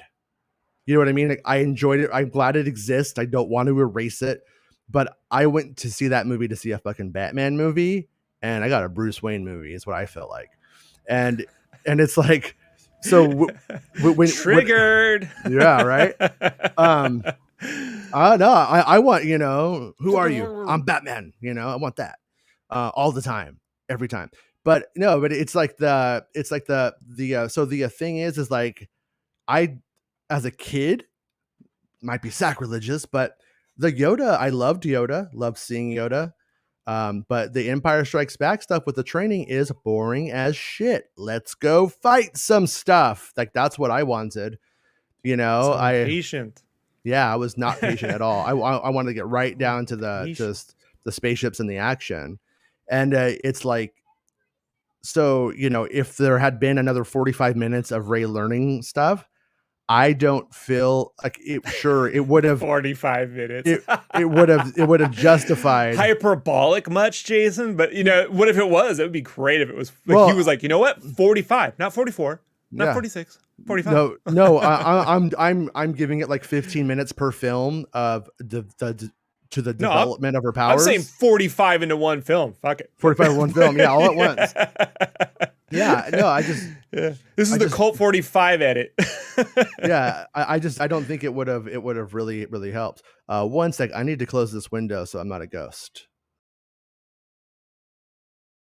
I like it when we zoom in and I'm way more not in focus than these folks. This is amazing. It's good depth of field, don't you think?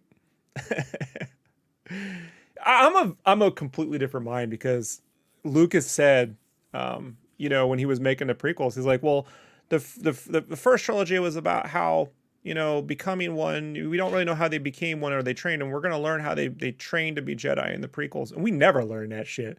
Like he said that was what you were going to learn, how to be a Jedi. Like, we never learned how to be a Jedi other than midichlorians, and I believe this is the dude who should be trained like that. You never once really Anakin's training, like that would have been the real place to do it, I suppose. But, well, like they implied that there's these trials, and then they're like, well, you killed Darth Maul, so that was your trial. Good work. Here you go. And Darth Maul had the high ground. You shouldn't have won. Yeah. And then amazing, bro. Amazing. It is the single word. Look, that shot where he leaps up and he just on wires in front of Ray Park, who just looks at him and then looks down and then gets caught. I was like, ninja kick the damn rabbit. Just kick him in the air. He's like not even moving fast. Like just swipe him. You got two blades. Like it's so weird, man. That shot it's a bad shot. Yeah. Some of that stuff does play, but at the same time, it did play well in the theater. I do remember when that moment happened. It did, but I laughed. I'm like, I was the only one who, my friends were like, no, it was fine. I'm like, it wasn't good. I like the movie. I came out liking it despite my deluded nature, Yeah. But that was that one. It was that one, and that weird edit where they cut to Anakin and Qui-Gon running in the desert for no reason. Yeah, the thing about the prequels was that Lucas was so uncompromising. He asked way too much of the audience every time. He was asking for you to reconfigure everything, and it was like, whoa, when you look at it, like he was the guy who like knocks on your door and it's like, hey, can I borrow some milk? And you're like, yeah, and then he comes back, hey, can I borrow some? I don't have any soda. Can I have a couple cans of soda? And it's like, oh, hey, but you know what? By the way, thanks for that milk, but I don't have any Frosted Flakes. I brought some of that too. And they're just like, you just have to keep giving, and then maybe he's a cool guy or something. But a lot of people were just like, this is asking too much of me in the big picture. And that's also, I think, could be said of the novels today. The novels are the new George Lucas. Geek Furious says that's the quote on the DVD. The new George Lucas. I like when a millennial tells me I don't understand why Luke was ruined in The Last Jedi because I didn't grow up when the original trilogy was everything. I was born in 1972. I was 5 in 77. Luke was my everything.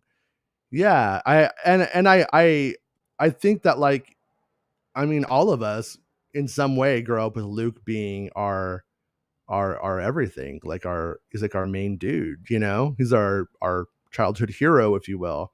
And once we hit puberty, we all want to lie and say we were always all about Han Solo because he's cool and has a car and chicks like him. But in reality, we were all Luke, or probably wanted to be him mostly, I think.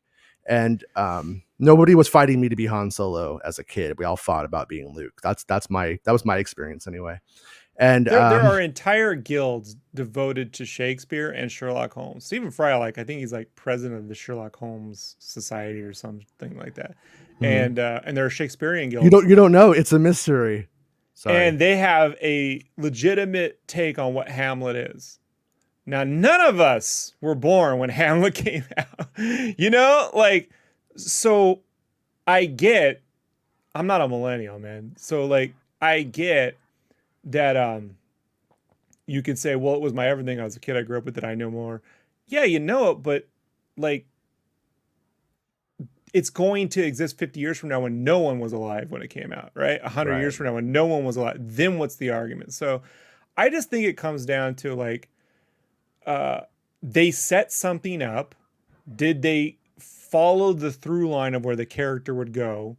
Did it play out relevantly on the screen? You know, if you didn't agree with that, then welcome to my uncle's going to see Batman in 1989 and it not being Adam fucking West. And Adam West didn't need a rubber suit with fake muscles. I had to live through that shit. What is this Star Trek The Next Generation? The original was better. I had to live through that. And he would watch my uncles were these dudes who was like, I don't like this, you know, and this is the music from the movie. This isn't the movie. This is the original movie music. And I would just sit there going, I just want to watch the spaceship show, man. Tasha is hot. Like, I just want to watch Denise Crosby and, you know, run around and kick ass. What is this, man? Yeah, no, I'm with you. Yeah, it is funny. I think it's like, it's okay to, if it doesn't work for you, that's okay. Yeah. But to deny the logic of what they did do because you don't like the outcome, that's where I get frustrated with that bullshit. That's where I'm like, no, you need to stop, because now it's just your way or the highway. There's nothing to talk about. There's no socialization here. It's just you mad that the world isn't how you dreamed it would be. You're like that little toddler, not toddler, but that 8-year-old boy in the Twilight Zone movie who turns everybody into cartoons and is mad when things don't go his way. Like the Joe Dante episode. That's what a lot of these cats can be like sometimes. Hey Des, how's it going? Tanya Roberts in a pond makes up for all the Beastmaster's sins. Well played. Des. Fair enough. I think that if we don't like it, if we can all have a discussion about it, that's my thing. And you know me, man. Like, we have very different opinions on. Yeah, we could Oprah book club this shit. It's okay. What I don't like is when people start turning it into like these. Like I when I was a kid, I had a hard time talking to anybody in a comic book shop about comics, but I could talk to the owner.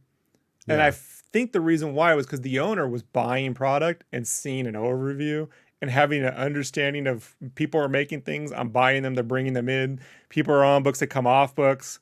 Everybody likes different shit. Everybody likes what they like. Right. But the fans would be like, this is the Wolverine would never do it, you know? And he's like, well, he will when this guy rides him.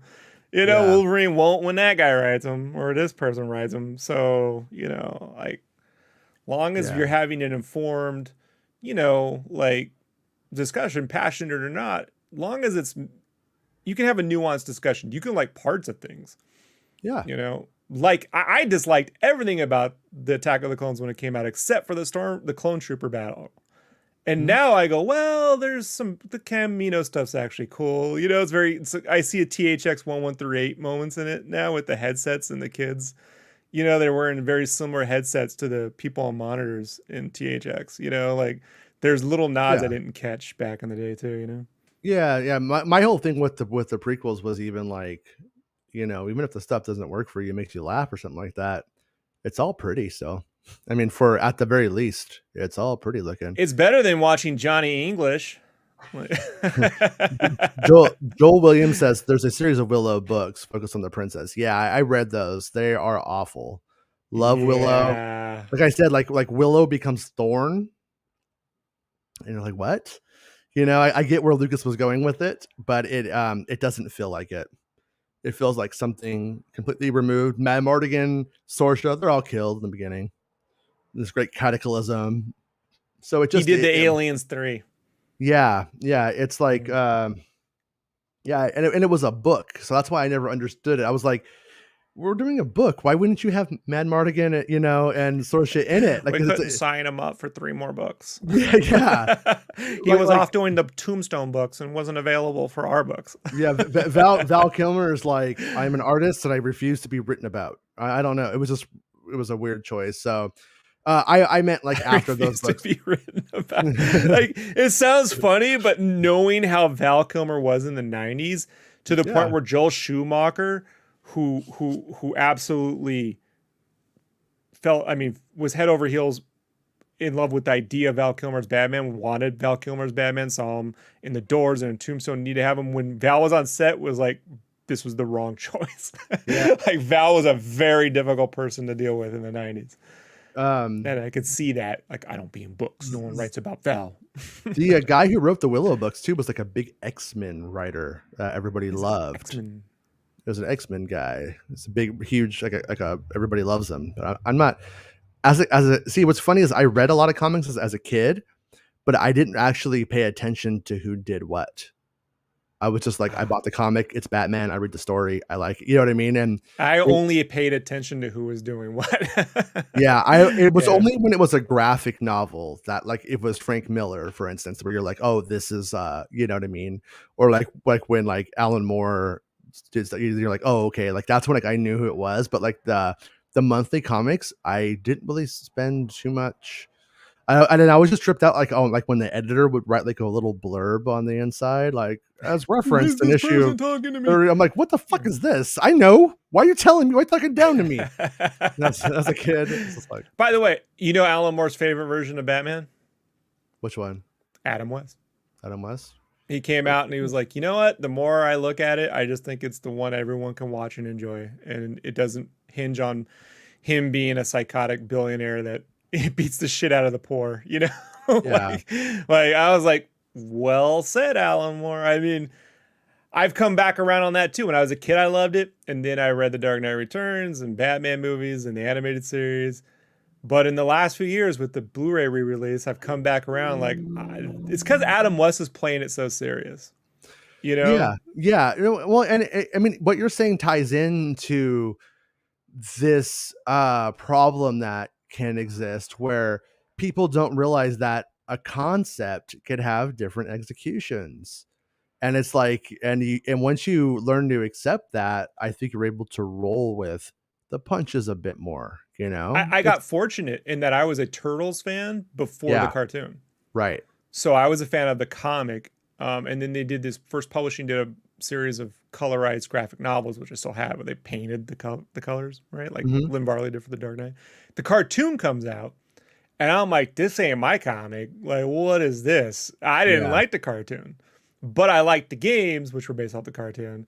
So, like, I learned very quickly the cartoon, the comic, and the Archie comic, and the games are all, and the movies by that point were all different things, but they're all Turtles. So, like, I got fortunate that turned on at an early age, you know? That can exist, but most people didn't even know there was a comic. So and that's what's weird about people can roll with that stuff, but not when it comes to Star Wars for some reason. But I don't. Lucas told me about it. I made the shit, you know. Yeah. I'm bringing back Deke and the Anakin with two ends. and Anakin does pinch her ass now again, because that's the way I wrote it. I always intended him to pinch her ass. That was one of the things Did you read the Dark Horse when they did the Star Wars, when they knew they were losing the license, they decided to do the Star Wars adaptations? Yeah, it was rad. Yeah, like, don't you wish they would just do a one-off animated series adapting that? Like, wouldn't that be cool? Or even even in an anime style or something would be rad. Like, yeah, that would be neat. At the same time, those stories now, like when you look at them, they're so far removed. It would almost be interesting if they just changed the names around and made it into an Rebel animated Moon. Yeah, basically, but made it into its own, you know, into it. Yeah, it was Rick James just says Claremont wrote the novels. Yeah, Chris Claremont. That's Chris Claremont wrote Willow. Yeah, wrote Did he write everyone's accents? That was his big thing in the 70s and 80s. He wrote everyone's accents. I don't remember. I remember Train Spotting had come out around that time and did that as well. And I don't remember. I tell you, never write people's accents because it comes off cringy. And it's good in Train Spotting. Like, fuck that. All right. Yeah, it's good in Train Spotting. I approve of it. But yeah, so and Spacey says, "Hello, peeps. Hello, Mr. Spacey. Spacey? Mr. Spacely." Geek Furious says, "Side note, I turn on Star Trek, the original series, to fall asleep every night. Next Generation for life." Yeah. But But Tanya. Yeah, yeah, it was kind of weird. I do remember though how hard people were on the Next Generation when it first came out, and I was like this Villainous. seems okay. This seems this seems okay for what it is. Des says that the Kilmer documentary looks fascinating. I agree. I think it's going to be good. I haven't had a chance to see it yet, and I want to watch it. I think it comes out. I think it's an Amazon Prime thing that's coming out pretty soon. And I want the Schumacher edit of Batman Forever. It does exist. It does. It does. Yeah. Exist. It's not going to be good though. Nothing's going to save that. Bro. It's fun. Look, Batman Forever. It's not a sequel to Batman Returns. Okay, just let that go. It is a 4-quadrant Batman film. Okay, it is the Guardians of the Galaxy of 1994. Everyone went in, audiences watched it. They came out, and the fans were like, "It's not. It's just too ridiculous. It's too much fun." But you forget I love Batman Returns. I love it, but I was the only one collecting them McDonald's cups. Yeah, you know what I mean. Same. Penguin with the soiled underwear and the black shit coming out the mouth was not flying too hard, in 1992. Yeah. So like, I look at Batman Forever as like that is the most audience friendly version of the the 60s stuff with 90s sensibilities and some of the Burton stuff in. I mean, Tim Burton's in the movie, so he's the circus announcer at the Dick Grayson Circus. That's Tim Burton. They even named the character Dr. Burton. But Batman and Robin's absolute dog trash, except for Uma Thurman. What a waste of talent. They had Uma Thurman as Poison Ivy, is the greatest casting of the 90s, and is wasted in that film, right? Where it's like, even Joel Schumacher on the audio commentary, he's like, look, I feel bad if you were a fan of Batman Forever and you were hoping for more of that and you got this, you didn't. And those are the people I'm apologizing to, Yeah. I see people asking for it. I'm just like, I don't think so. I don't know. Well, if it comes out and it's great, cool. There's a great hour-long defense of that film that if you want to put on while you clean, I would recommend. I could send you a link. If you ever want to put on while you clean. I have to clean then, though. No. Yeah. No. Let alone myself. Yeah. So hot in here. I will say Batman Returns, I believe, is the best looking Batman movie ever. I really do think so. Except his suit. I don't like the armor. Yeah. It's not. I don't think it's as good as the previous one, but the look of the snowy Gotham and the models and all that kind of stuff. I don't think weird Ayn Rand. It's so odd. So the design is so. When I say odd, I'm not saying in a negative sense. Yeah. No, it's like what do they say about the Tim Burton stuff? Everything's like shot like sideways, kind of like nothing is German angular. Expressionism, right? Yeah. It's also there's a Ninja Turtles toy in Batman Returns. There is. They blow up the toy shop. There's Turtles merch in there. So it's the only confirmed Turtles and Batman exist in the same universe. Yeah, that was a good. I watched the animated movie with my kids. We had a good time with that. The Batman. Yeah, I just wish the animation was better. Yeah. Oh, wait, which movie? The Turtles animated movie? There's a Turtles with Batman movie. Oh yeah, the WB stuff. Yeah, that was fine. I just wish the animation was better. Yeah. I really, that's where I get my Batman from today. I don't know why today's a Batman show. It just is, but that's where Batman. The Batman.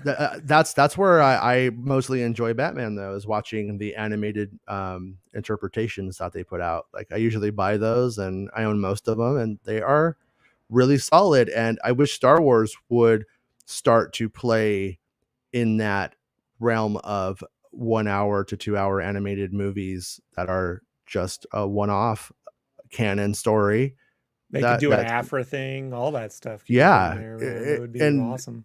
It would probably be the best way to translate that, I think. Yeah.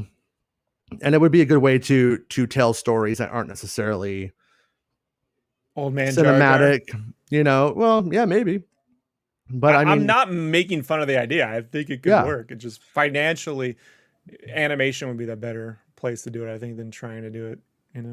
Yeah. Like there's just certain things like a Tag and Bink movie would be cool, but that would be a waste of a Star Wars movie that might not work. But an animated Tag and Bink thing, there are no wastes of Star Wars movies. But there are no wastes. I submit evidence. Exhibit A. But Woody's like, yeah. Oh man, I'm in space right now, guys. I'm in space. I'm in space. Yeah. I'm a spaceman. I was on Cheers, now I'm a spaceman. Money Train, bitch. It's my jam. I read the Teenage Mutant Ninja Turtles when they were black and white and hardcore for adults. That makes me better. Winter 2021. Sorry, this Furious took over. All caps Furious took over. That's why my mom didn't name me Geek Amiable. Makes sense, Mr. Furious. Geek Amiable. That's funny. Santa has caught up to this money train, which is another. Rick Jones says, I had issue number 2 of the Ninja Turtles back black and white. Never tracked down a first issue printing. Yeah, as a kid, I got into the Turtles earlier, but not that early. And it was like, hey, did you know that they used to be hardcore? And I got the comics, probably the reprints, and read them. And I'm like, this is cool. They're really angry. But that was just like where I was. I was just like, they're angry here and they're happy here. That was just how I like people. That was just how I took it. Yeah. And I said teenage twice. I forgot the ninja part. I turned in my geek card. I was working on a comic. We'll wrap this up. But I was working on a comic in 2005 with a guy named Adam Kogan. Kogan. Yeah, I know Kogan. Yeah. No, and hi, Adam. Cousins through marriage with Kevin Eastman. Okay. Which I came to find out after the fact. So we're at Comic-Con pitching this book to different independent publishers. Mm-hmm. And he goes, hey, you want to go meet Kevin Eastman? And I'm like, bro, I only draw comics because of the Turtles. That. I was like, that was it. I was like, what? He's like, yeah, he's my cousin. I'm like, what? He's like, yeah. I used to sleep on his couch, and he'd come over. I'm like, what? So we took him over to the heavy metal booth and showed the stuff, and I met Kevin, and then Kevin hired me to color storyboards. So he did this thing, Biz and Buzz. They sell these little action figures in the store, these little Biz and Buzz, and it's just him and Simon Bisley because they're buddies, and they get in these drunken adventures. And he had these storyboards he wanted colored so he could pitch it better at meetings. And so I colored those. And then Kevin called me and I'd be on the phone. I had him for like an hour and a half.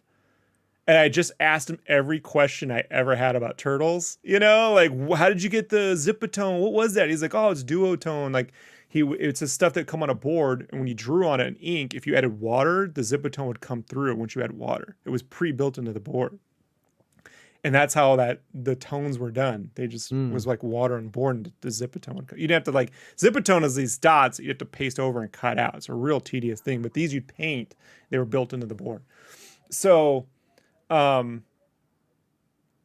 I tried to somehow try to branch that over to Turtles work. Never happened. But Kevin he paid me really well, sent me a check, and I framed it, nice. somewhere, I got Kevin. Finally, the Turtles pays Rob back, but Kevin Eastman is legitimately the nicest dude. So fast forward to 2015, I'm in San Diego right before I leave, and IDW is based out there. I had just done some covers for them. And a buddy of mine who's a cinematographer in LA had these tickets to go to a dinner at IDW with 20 people where Kevin Eastman it was a dinner with Kevin Eastman, and he was supposed to go, but he couldn't go because he had to do a shoot. He's like, can you just go and dress up as me, pretend to be Kevin Eastman, and lead the dinner? And everything. Yes. You asked me all the questions, so you know all the answers. It was like Soul Man, but with a white guy. So it's Soul Man, but not inappropriately racist.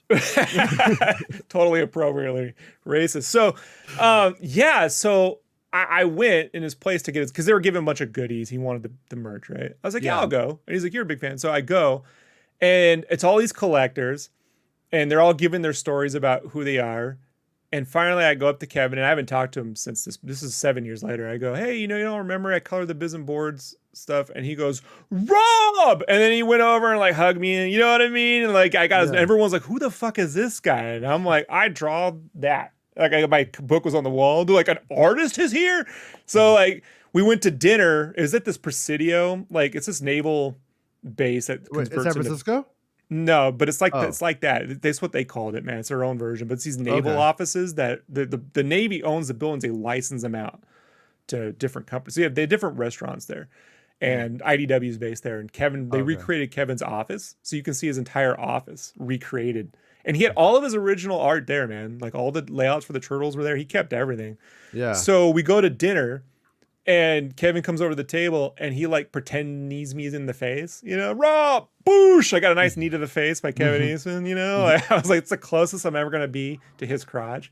Like, it's like, and so, but like the geek in me, the kid is like, I never thought this would ever happen in my entire life. You know what I mean? So like, that's pretty rad. I saw this thing one time where their brothers wrote a comic together and tried to sell it because they were their brothers. The Kevin Eastman? Yeah, both of the Ninja Turtles guys have like brothers. That's like Quentin Tarantino's dad writing a book or a movie, right? Yeah, when that was going on. Like, I'm the other Tarantino. It was like Gallagher too, Too, his brother who stole his act, kind of thing. Yeah, I forgot about that. Yeah, it's great. It's great. I love it. I wish like Danny McBride and that one dude who he does everything with, who do like Eastbound and Down. I want them to do a Gallagher miniseries all about that, because it would be so good. I was just gonna say that should be his Netflix series, and then you were like, you gave me the perfect casting. Yeah, they should do it. Des says, I actually love the Gotham TV show. And Throntok says, just picked up my copy of Batman and 111 variant cover today. Is that the one that looks like the 89 Batman? Is that like the 89 Batman movie cover? I saw something about that. I think that's what he's talking about. But yeah, they're doing like the Michael Keaton Batman on like a cover, or unless it's like the original comic, because there was like a film adaptation of the comic. Maybe but they're doing an 89 series now too. That's what it is. And a Batman 89 series. Okay, that's cool. I mean, because like that's. I've said for years they should. Why they don't have this, and I'll tell you why. They don't want to send John Peters a fucking check. Yeah. So like John Peters made, was it like $13 million off Man of Steel, just because he still has the rights to theatrical Superman films, you know, like, and they're like, so he does nothing on the movie, but he gets a $13 million check. That's the life, buddy. You know, that's a good job if you could get it. You just be Barbara Streisand's hairdresser, and everything will work out. You can date Kim Basinger, like everything. Do you know that? No, but that sounds like the raddest guy in the world. It's the reason why she's not in Batman Returns, because Sam Hamm wrote a script. It's the Batman. It's an amazing script. It has Batman, Catwoman. Great. We'll get into it another time. But essentially, they brought back Vicky Vale, but she's not in the movie because John Peters broke up with her. You know, I'm not gonna have my ex on the set, so they just completely messed up. Yeah. I was wondering why they like did that, because like as a kid, I was like, I want to see Vicky Vale and Catwoman wrestle. Yeah. Where's that? You know? Yeah. It's kind of weird. I had a Vicky Vale poster on my wall, and I was just like, man, she's the hottest chick ever. Like as a kid, and like she doesn't look bad to me at all. But like now, my tastes have completely changed. Right. Like I'm like, what? I'm like, you know, you were a lot different at 8. I still feel the same way about Michelle Pfeiffer. Like she's always been my. Yeah, she's pretty sexy Catwoman. There's no doubt about Witches that. of Eastwick, right? Yeah. That was a good movie. Forgot all about that one. But okay, well, really? Yeah. Makes sense. Yeah. Mm-hmm. Well, if you guys want to support the show, you can become a channel member on youtube.com. You can become a Patreon supporter, or you can do that super chat, super like thing. I put in the thing down there. I don't remember what they called it now. It just came out. But not today, next time. And we will see you guys tomorrow, and maybe there will be some more Star Wars news and we'll be more on topic, but it's Batman and Ninja Turtles, so that's your problem if you didn't like it. We will see you guys tomorrow. Thanks for joining me, Rob. We certainly talked about Star Wars. We talked about Star Wars. I bring it back. Everything comes back to Star Wars. So even if we go off topic, it all comes back. It all rhymes. Yeah. George Lucas. You know what he... It's not about spaceships. It's not about spaceships.